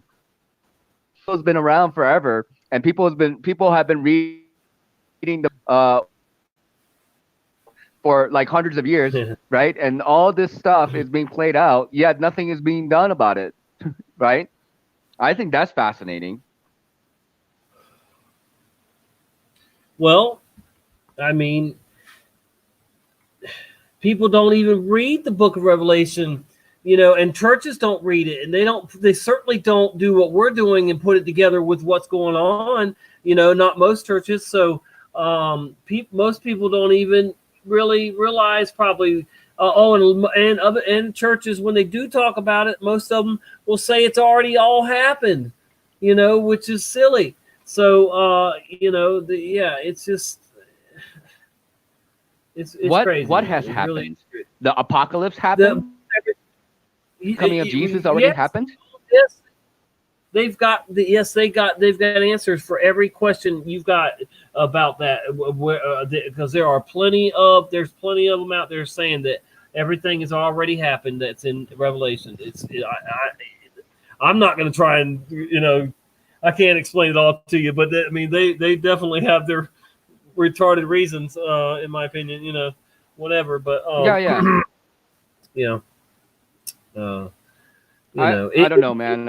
I just think I just think everything is just like we are on this side of the fence. They are on a different side of the fence. If I can, it's like just being a little bit higher above the mountain. When I'm a little bit above the mountain, I can see the valley. And if there are people in the valley, it's difficult for them to see above them. You know what I'm saying? But like, it's just kind of our perspective of things. And at one hand, I can understand exactly what's going through their mind. I can understand what's going through their mind about like this whole situation or whatever. But on the other hand, I don't know, like I see the difference, in terms of the way I see reality, and I also see what these other guys, the nefarious guys, the bad guys, I see what's going through their mind though too, and understand why they're also doing what they're doing. You know what I mean? And it's just a weird position to be because you're kind of getting a perspective of A and B, what the B is doing to the A kind of deal. Well, they've chosen who they're going to be loyal to, which side they're going to be loyal to. So we're seeing the consequences of that, and in their mind,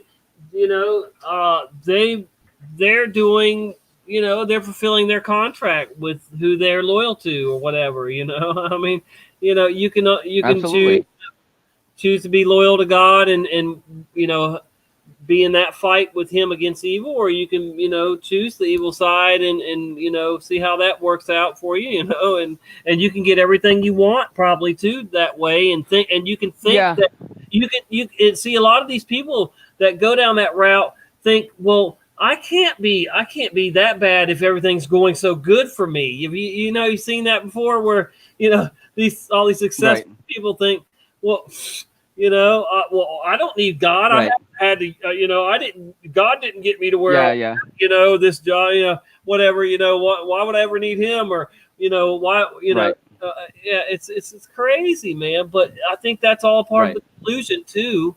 And, some people are deeper in the delusion than others, because we're definitely seeing a delusion, whether it's self-delusion or God put it on them. But we have to be careful too at all times. That's why that's why it's crucial for us to be seeking and spreading the truth, and that's our way of putting the full armor on. I do believe that protects us, because God's like, well, you're seeking the truth and you're trying to spread it to people, and he knows your intention. So it ain't like you could just be a fake pastor that, all these pastors that like, Paul Bagley, he'll sprinkle in the truth here and there, but then he's begging for money all the time.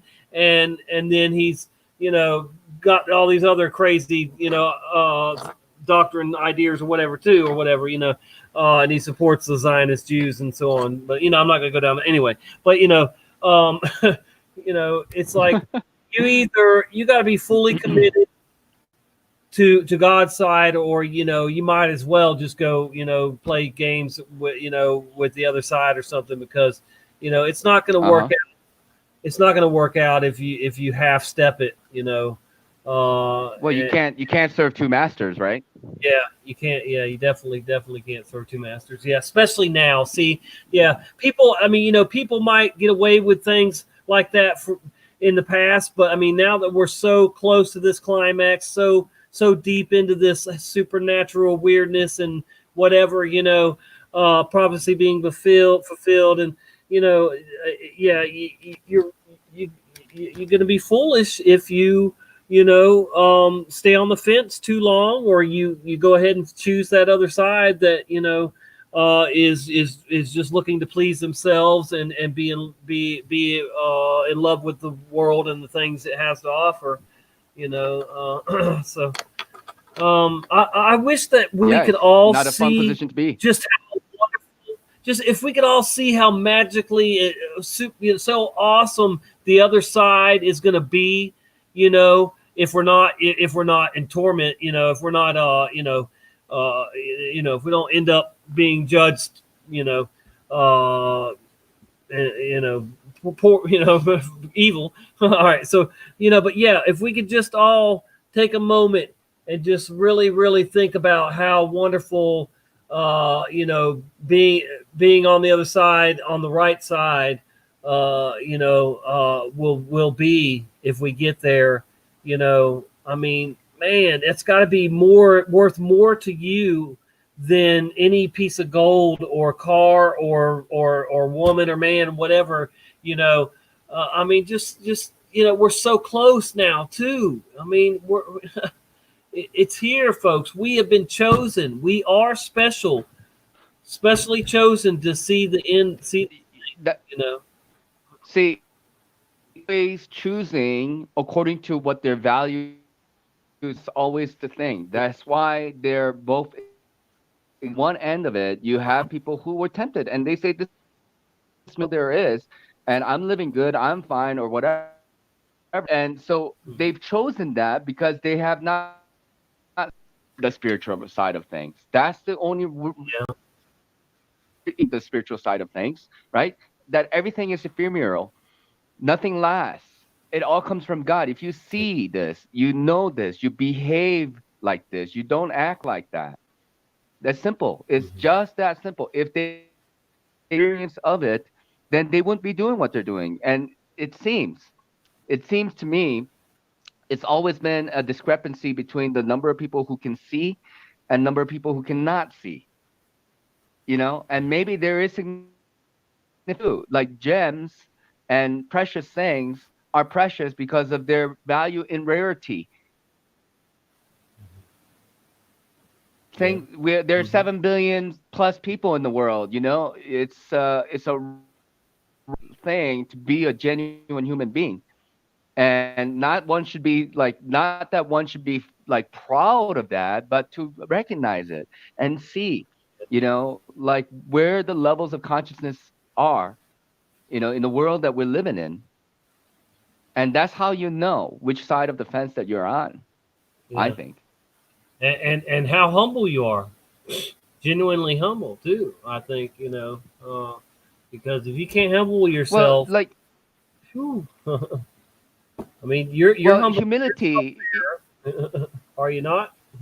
No, but humility is an important quality. Yes, we can all agree on that. It's an important quality that we should have, but it should be genuine humility. It's not like something that people always talk about. Oh, I don't have any ego, but hey, let's be honest with ourselves. We get angry about stuff. We get emotional about stuff, and sometimes we kind of, I don't know. Yeah, we lose our shit. It happens. Yeah. And we're still human beings. So let's not lie about where we are at, because once you know and you're honest about where you are, then you know where you need to go. But if we lie, then you don't know where you need to go. You have no idea. Yeah. Right? You think you are where you are, but you're not. And it's clear to see. It's easy to see. It's really easy to see that, like I'm not talking about you in particular, but of people in general. Like, where are we? I know, right? brother. We have to be aware of who we are, where we are, and where we're headed. I mean, a lot of people are on autopilot, man, and they're just going with the flow and whatever, man. Yeah. That's scary to me. I need to be in control, and I need to let God have as much control, as I can give Him. And I don't want to be on autopilot. I don't want some demon controlling me. I don't want Satan controlling me. I don't want the government. Yeah, we definitely do not want. Yeah. Either, Yes, say no to demons, say no to demons. But like when I think about demons, okay, like, again, it's like this is fascinating conversation for me because again, it's the spiritual side. So in physical terms, like I have my physical body and I have to lose my consciousness out of this body and allow a different sort of programming, you can say, different sort of entity to allow to enter into my body and take control of this body. So for everybody else, oh, that's Nachiketa. That's Nachiketa because that's their image of me, right? That's their image of me. Yet I'm not no longer there anymore. It's something else in there controlling this robotic suit of mine. Yeah. That's scary thought, right? That's Yeah, not I've where seen you want to be. it too That's much, not man. where anybody would want to be. I've seen it too much, man. Oh boy, yeah. We're not gonna go down that road about my wife and everything, but yeah, No, I I really, understand. really does exist, and magic really exists. Voodoo, witchcraft, sorcery, all that is real, folks. And Mhm. in the end times, Satan will be using all that stuff, and anybody loyal to him will have the power to use that stuff too against you. But that doesn't mean it's going to prosper now, but they will Mhm. form all kinds of weapons against against us, and it seems like they're beginning. Right. Yeah, definitely. Yeah. Well, yeah, they're predatory animals, let's say. Let's say they are of different species, and it's just like wolves and sheep, lions and I don't know, like gazelles and stuff. I Yeah, mean, wolves and it changed to wolves and lamb, whatever. Yeah, yeah. right. The But wolf. it's like, but here's the thing, like in order for people to we are capable of a lot of things. We can organize, we can definitely get together, but we have to understand the enemy. We have to understand there is an enemy and what they're doing. We have to arm yourself with awareness first. Like if you're being tricked by whatever, in order to dispel a trick, you have to be above the trick, right? You have to, otherwise you just be programmed because we all were. Come on, let's face it. We watched news when we were growing up or whatever. So let's admit to the fact that we believed in this bipartisan system for a long time, right? Yeah. And then once you start going down the rabbit hole, you're just like, well, uh, that's bullshit. That's bullshit. That's bullshit. Like how many bullshits are you going to start piling up? Fucking stinks where you can't bear it anymore. Bullshit, because we're just tossing it under our carpet. Bullshit under the sofa, a little bit of bullshit on. We won't see this little bit of bullshit. It adds up. Carpet cleaner. That's eventually you got to call the carpet Yeah. cleaner. Too much bullshit. Right. Well, yeah. Yeah. Well, maybe the Earth has an automatic reset button. Maybe, has these cycles where it just itself off like a dog with a bad flea problem. All these fleas are going to be flung off it.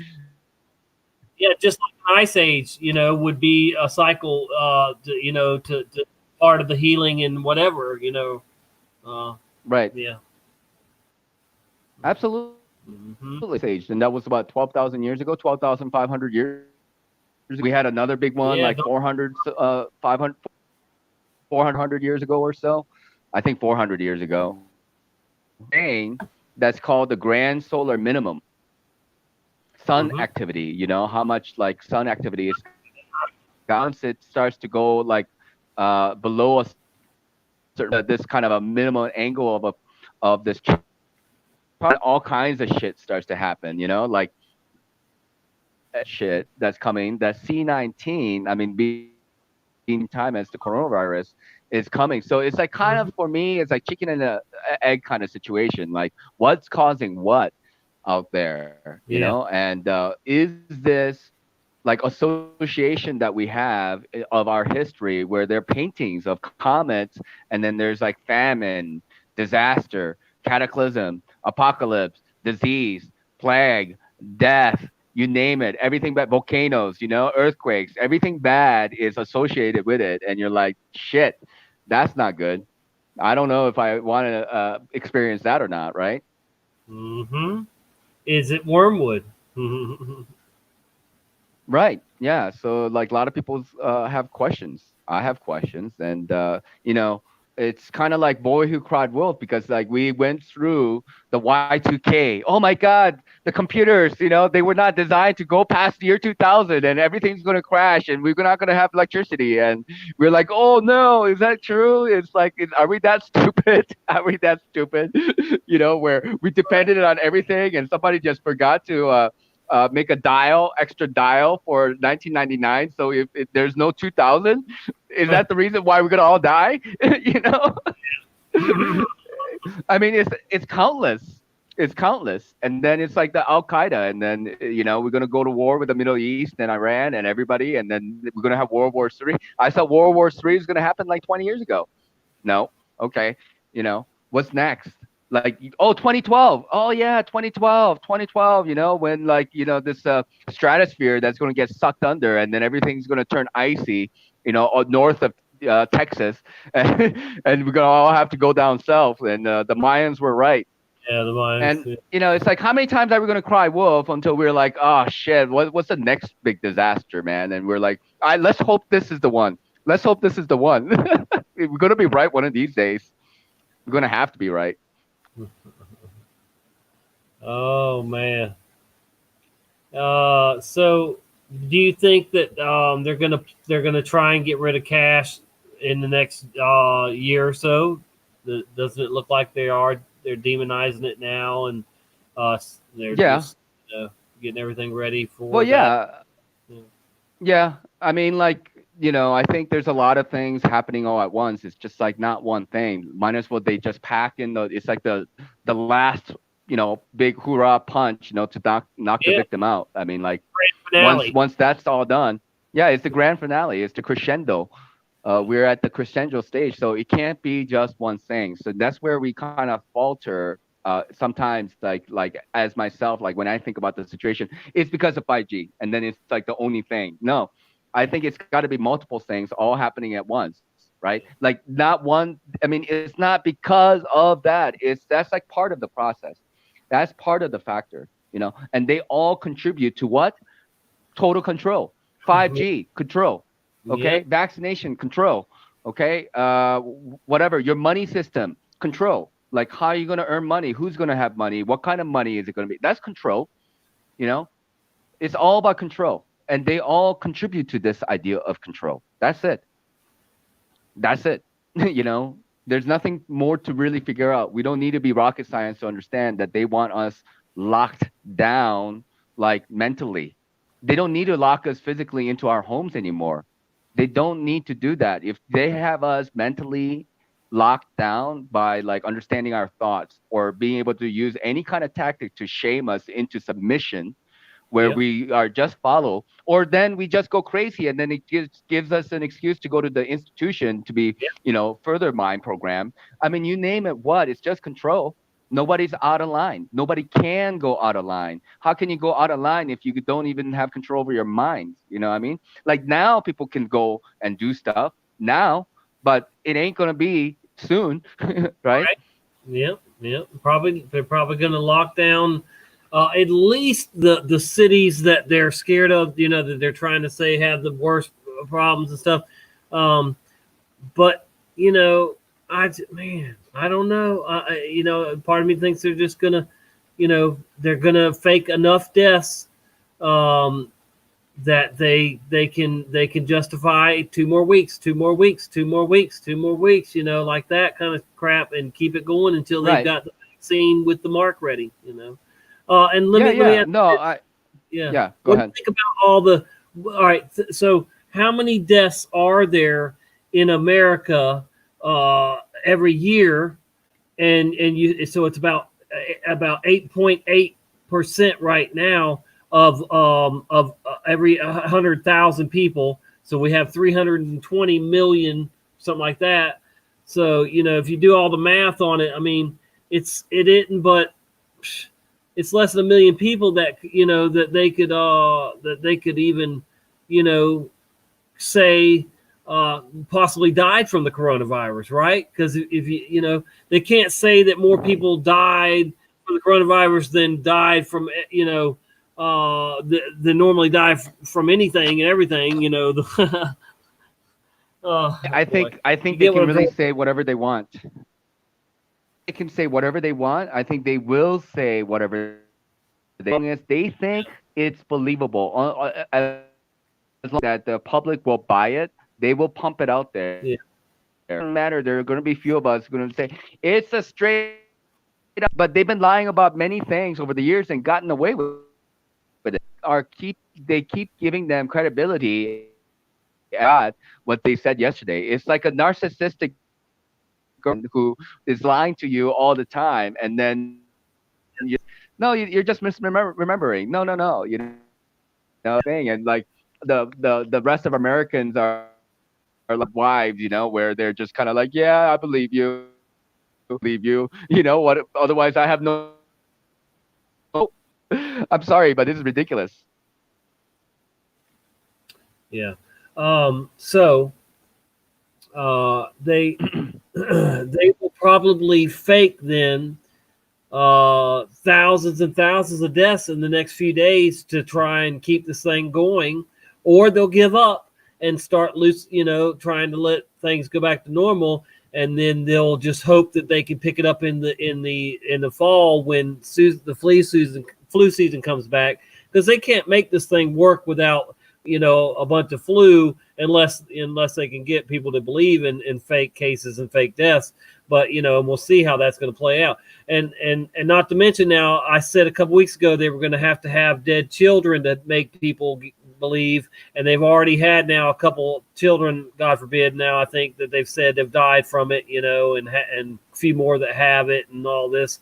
So they're trying to push every button they can in us to get us to give in and follow their every law and Well, and they know it's going to work. This is like right out of V for Vendetta. The V for Vendetta is like totally the same script that's being played out right now, with this pandemic virus, and then they're going to have a magic cure, and then they have to have some children, and then mass deaths like in Vendetta, and then people demand a solution, Yep. right? And then they offer the solution in the form of a dictator, because we seem to never learn that dictators generally don't care about us. Yeah. You have very few examples like Marcus Aurelius, or like King Arthur, these type of stories, but they're very rare. Yeah. Uh-huh. Yeah.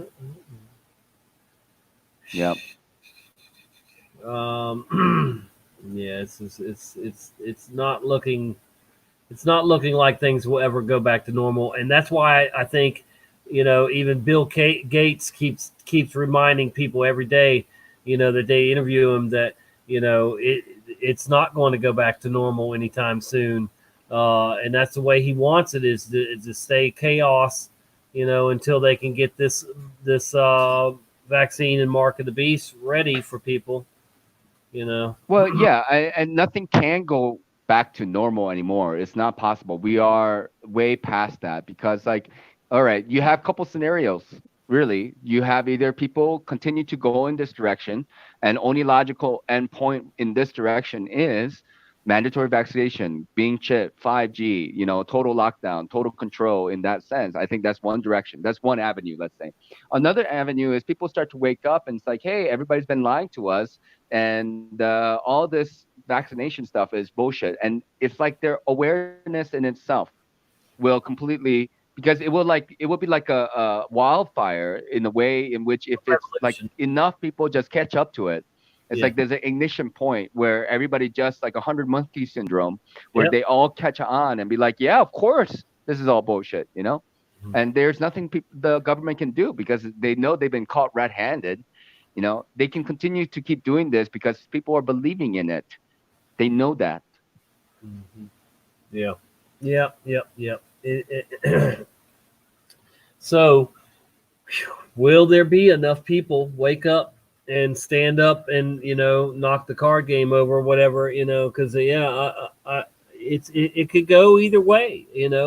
I guess we need to see how it's going to play out, and but we don't sit on the sidelines and wait. Though we're talking about this. We're trying to help people understand what's going on, the New World Order agenda, and Right. all that stuff. So I can't just sit idly by and and just hope for the best. I mean, Right. I'm, I see. It's like they're just putting off the inedible of it's all about they hate us and and they want to enslave us. They don't necessarily want a war with us, but they're prepared for it. But it's like they're delaying it and collecting data on us and just trying to keep the upper hand and probably even sneak up on us too. So oh man, we really need to be aware of our surroundings and be ready to defend ourselves or Well, whatever. but here's the thing. Like, if you knew there's like whether you're or not, whether you're like putting yourself out on YouTube or not, if you knew that anything that you did, the result would be the same, would you continue to do like what you would do if you knew? If you knew the result was going to be in a particular way, whatever you do, doesn't matter. You could be doing this or you could be doing something. This is my part. It has no factor. Yeah. Yeah. Right. Yeah. Yeah. Would you change? Yeah. Would you do something No, different? No, I don't know. I mean, well, yeah, I might get. Yeah. If you're going that part, then what are you saying? Going and joining a militia or something like that? No, the simple question is like like let's say nation is going to happen. That's a definite result, and somehow you come. Would you be continue to doing what you're doing now?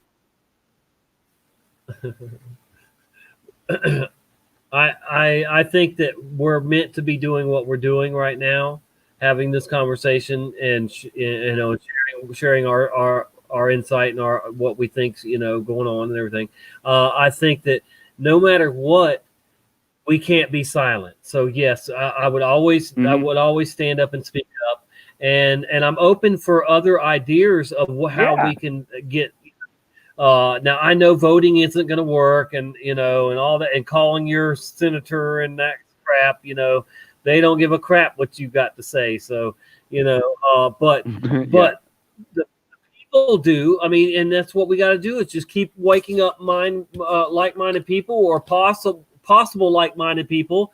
That are on the fence. Right. We're not going to reach anybody that's already committed to the other side. We know that. We're not trying to pull anybody back from the dark side. We will help them if they try to, whatever. I mean, I don't want to see anybody, get judged to hell or whatever, if they can repent and get right. But most people at this point that have chosen the other side, the wrong side, are going to stay on that side. I mean, it's just the way it is, and we have to be careful, that we don't get pulled into, because Satan and his minions are working overtime to try and get every soul, every person, not just a few, but every person, on the earth to be on their side and go down the tubes with them, And that's what it says is the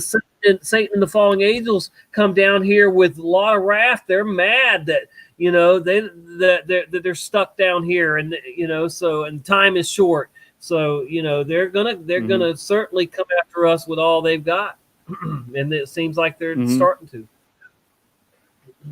Yeah, and I don't know if I think they're always hardworking. They don't need to rest. Right. And then another thing is just that when we go to the other side, basically we're legitimizing their view. It's always a matter of a view. Like how does anything exist? We support. It has to come from some kind of support in either in terms of ideology, or we give it energy to it.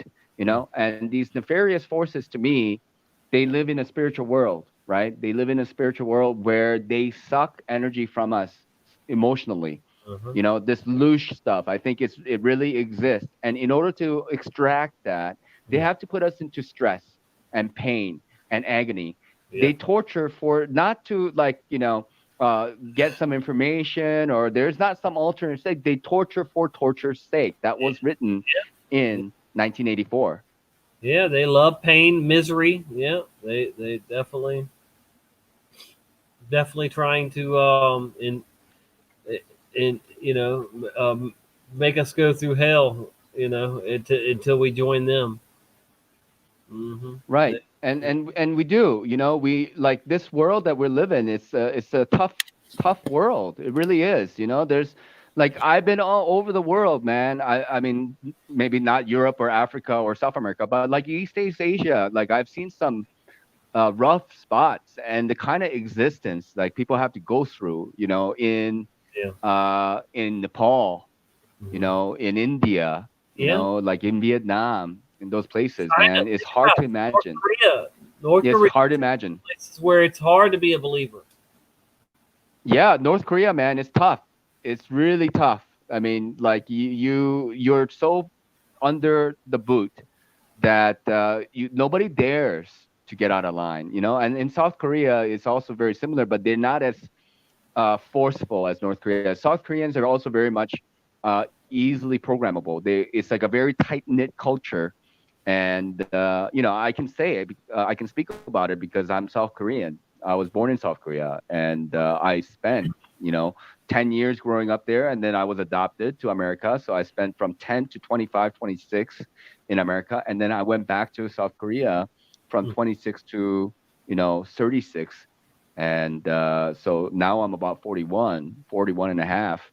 So anyways, like I was able to understand the mental processes of what an average South Korean would have to go through in order to survive there, in order to operate there, you know. And we are social creatures, and we are actually wherever. Like you can be born anywhere, and then if you are brought up in a certain culture, you become that culture. You become part of that culture. So it's not really about race. Race is like a byproduct because it's like closely associated with the culture in which it comes from, but it's not necessarily the drive. It's not the thing that causes the differences. Not the race. It's the culture in itself. Right? It's being there in the moment and you know, living it. Yeah. Mm-hmm. Yeah, because you could grow up, you know, you could grow up somewhere being a different race and be just like that group that you live, you know, you grew up around. So, yeah, definitely. You can learn their language, their ways, you know, and everything. Yeah. Well, yeah, I mean, you know, just a simple example would be that I was born in Korea and I'm 10 years old. I was adopted to America. So I spent 10 to 25, 26 growing up in Wisconsin. Right. That's so I grew up in a small town, Ripon, Wisconsin. And that's how I met Ripon Rabbit Hole. I mean, like I saw his name. And Brian was going to be on the Ripon Rabbit Hole channel, and there are a bunch of people over there. And then we met over at Brian's channel, and so it was a little bit of a crazy, like, little coincidence because he's also recently had become Mandela affected, and he's a couple of years older than me. He's like your age, and he knows my sisters and stuff. It's funny, you know. Wow, that's cool. Yeah. So you must have loved cheese then, Wisconsin, huh? At some point. Yeah, you kind of have to. I mean, you know, you got Packers. So Packers is kind of a religion here, Wisconsin there. And yeah, it's like a Packer fan, you know, and that's, you know, I'd get pissed. People would get really pissed off if there were genuine emotions, you know, when the had and lost. It's like the whole of the state was like wrong, you know, and like in the state, like level of domestic abuse and violence goes up. It's true. You know, there are a lot of Packer fans around the United States too, like all over. You know, my cousin lives in Hawaii, he's a Packers fan. He's never lived in near Green Bay, you know, whatever near there. But he's grown up Packers fan. But crazy. I was a Washington Redskins fan for a long time. I don't follow sports now really, but you know, I definitely was a That's where I'm fan at. for a long. I don't really follow. I mean, it's just like I feel like a lot of it is like contrived. You know, is controlled. Like that goes into like sports betting is like 10 than the amount of money that the NBA, you know, NFL or whatever, like baseball, they would be able to generate themselves just from ticketing and, you know, advertising and all this kind of stuff. Like the gambling money in there is so much more. So like it's like the bigger fish. So when you have a bigger fish, that's going to control the smaller fish. I wouldn't know how to control like a baseball game, but I think like, you know, for basketball and football, you know, there are flags involved and referees, you know, but whatever. I mean, that's another territory right there, right? Yeah, it's scripted. Yeah. So I don't know. I don't really follow sports that much. Yeah, it seems like it's all just distraction now, meant to distract you.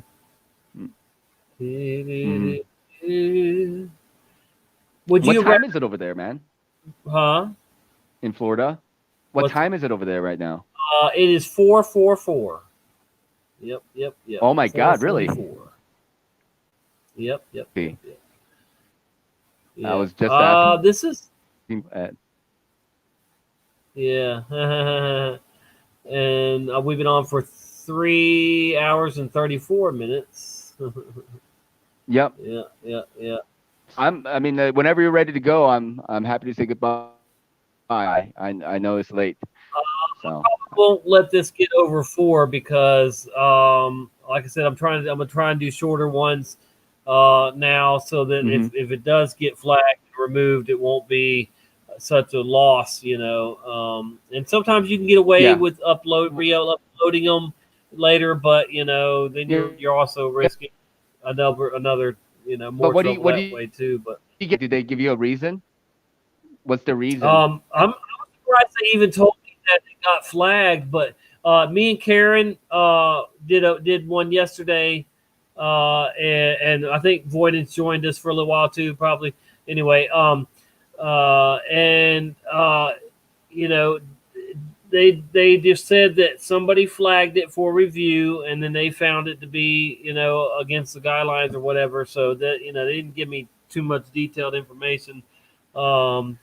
But you know, I'm sure it's just one of these same few trolls that hit like all of our channels. It seems like when we go live, you know, Stavely and you know, everybody in our community that goes live, pretty much, you know, now it seems like we've all got a few of the same haters that are just, you know, like following us just to, you know, when we go live, hit the thumbs thing, you know, hit the thumbs down or flag us or whatever.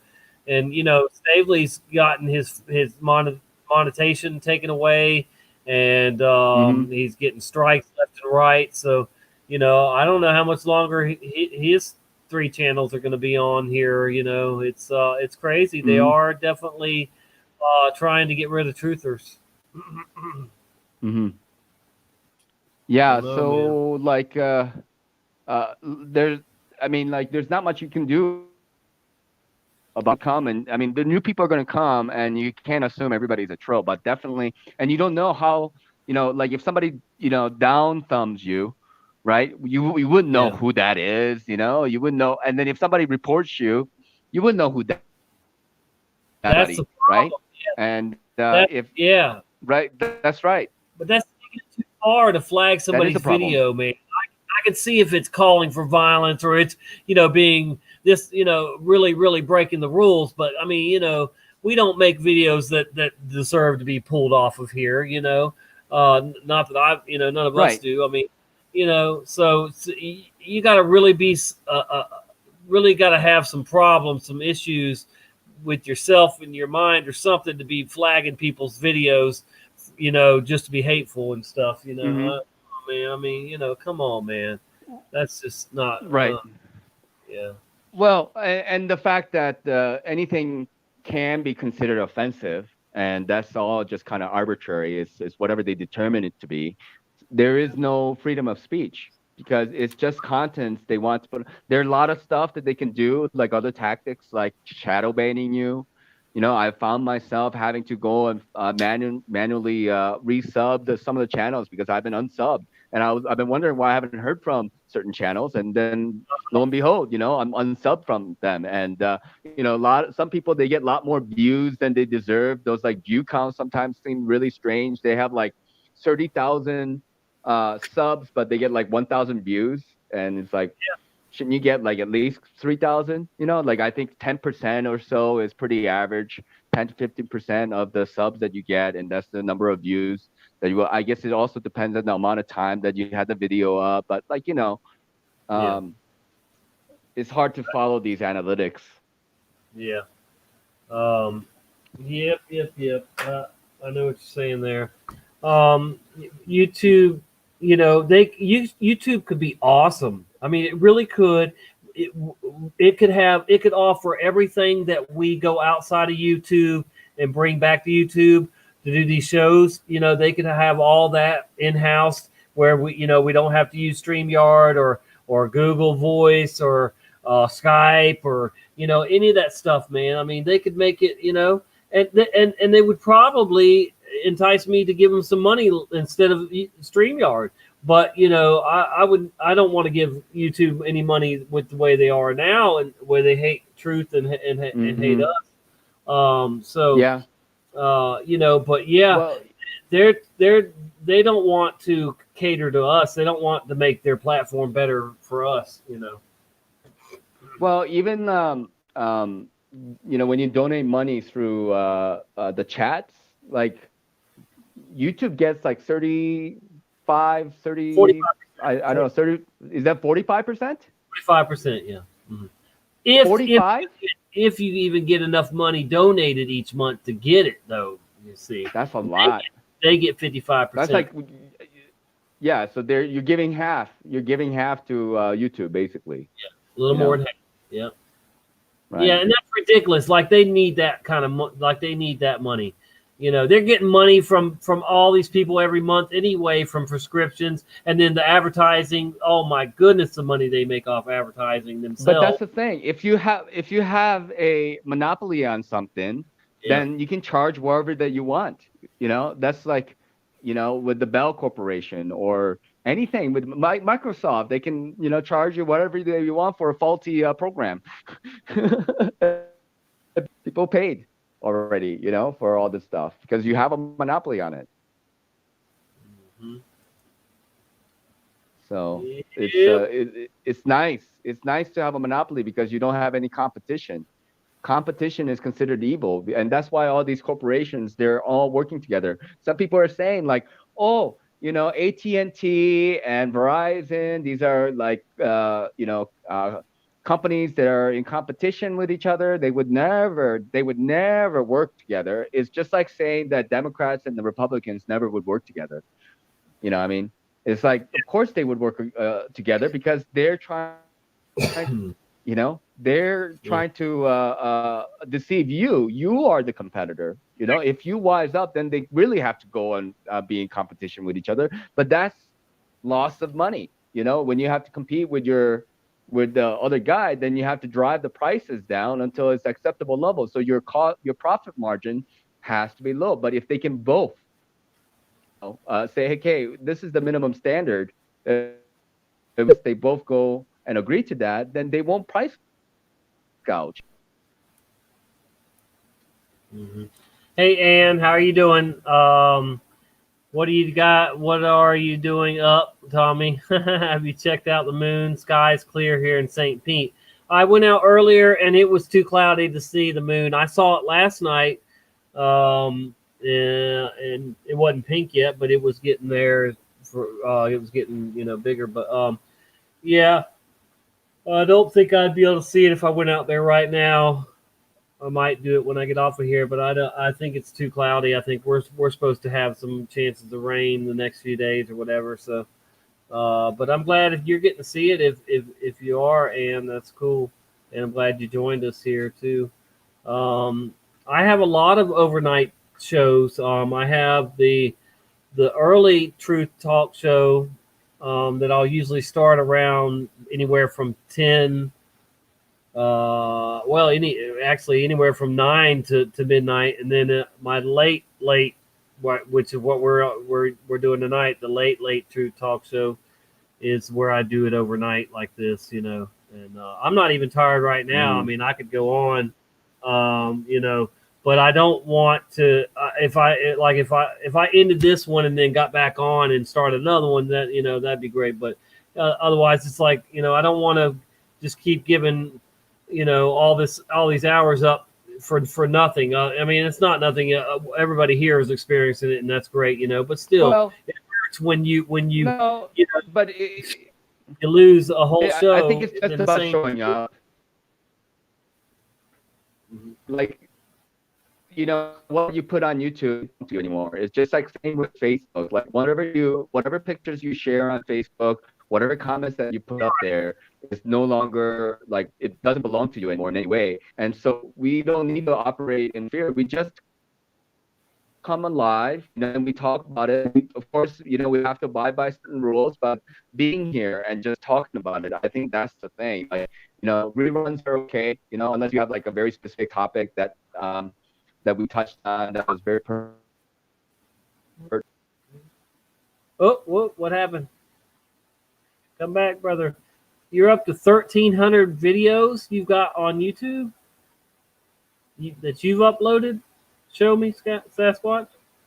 I think I've got like 350 or a little more than that. That's a lot, though. 1,300 is a lot. Are they all 1 minute videos? I'm just kidding. Oh, man.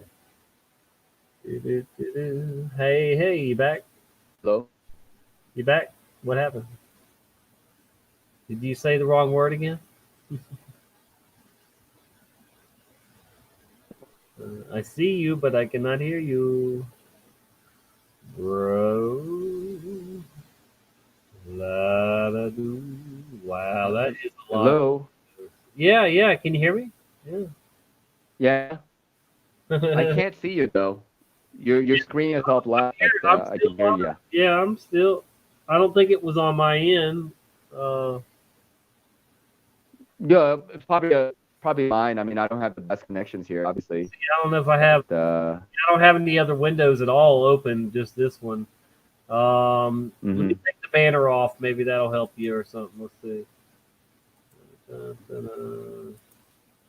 Go without the banners.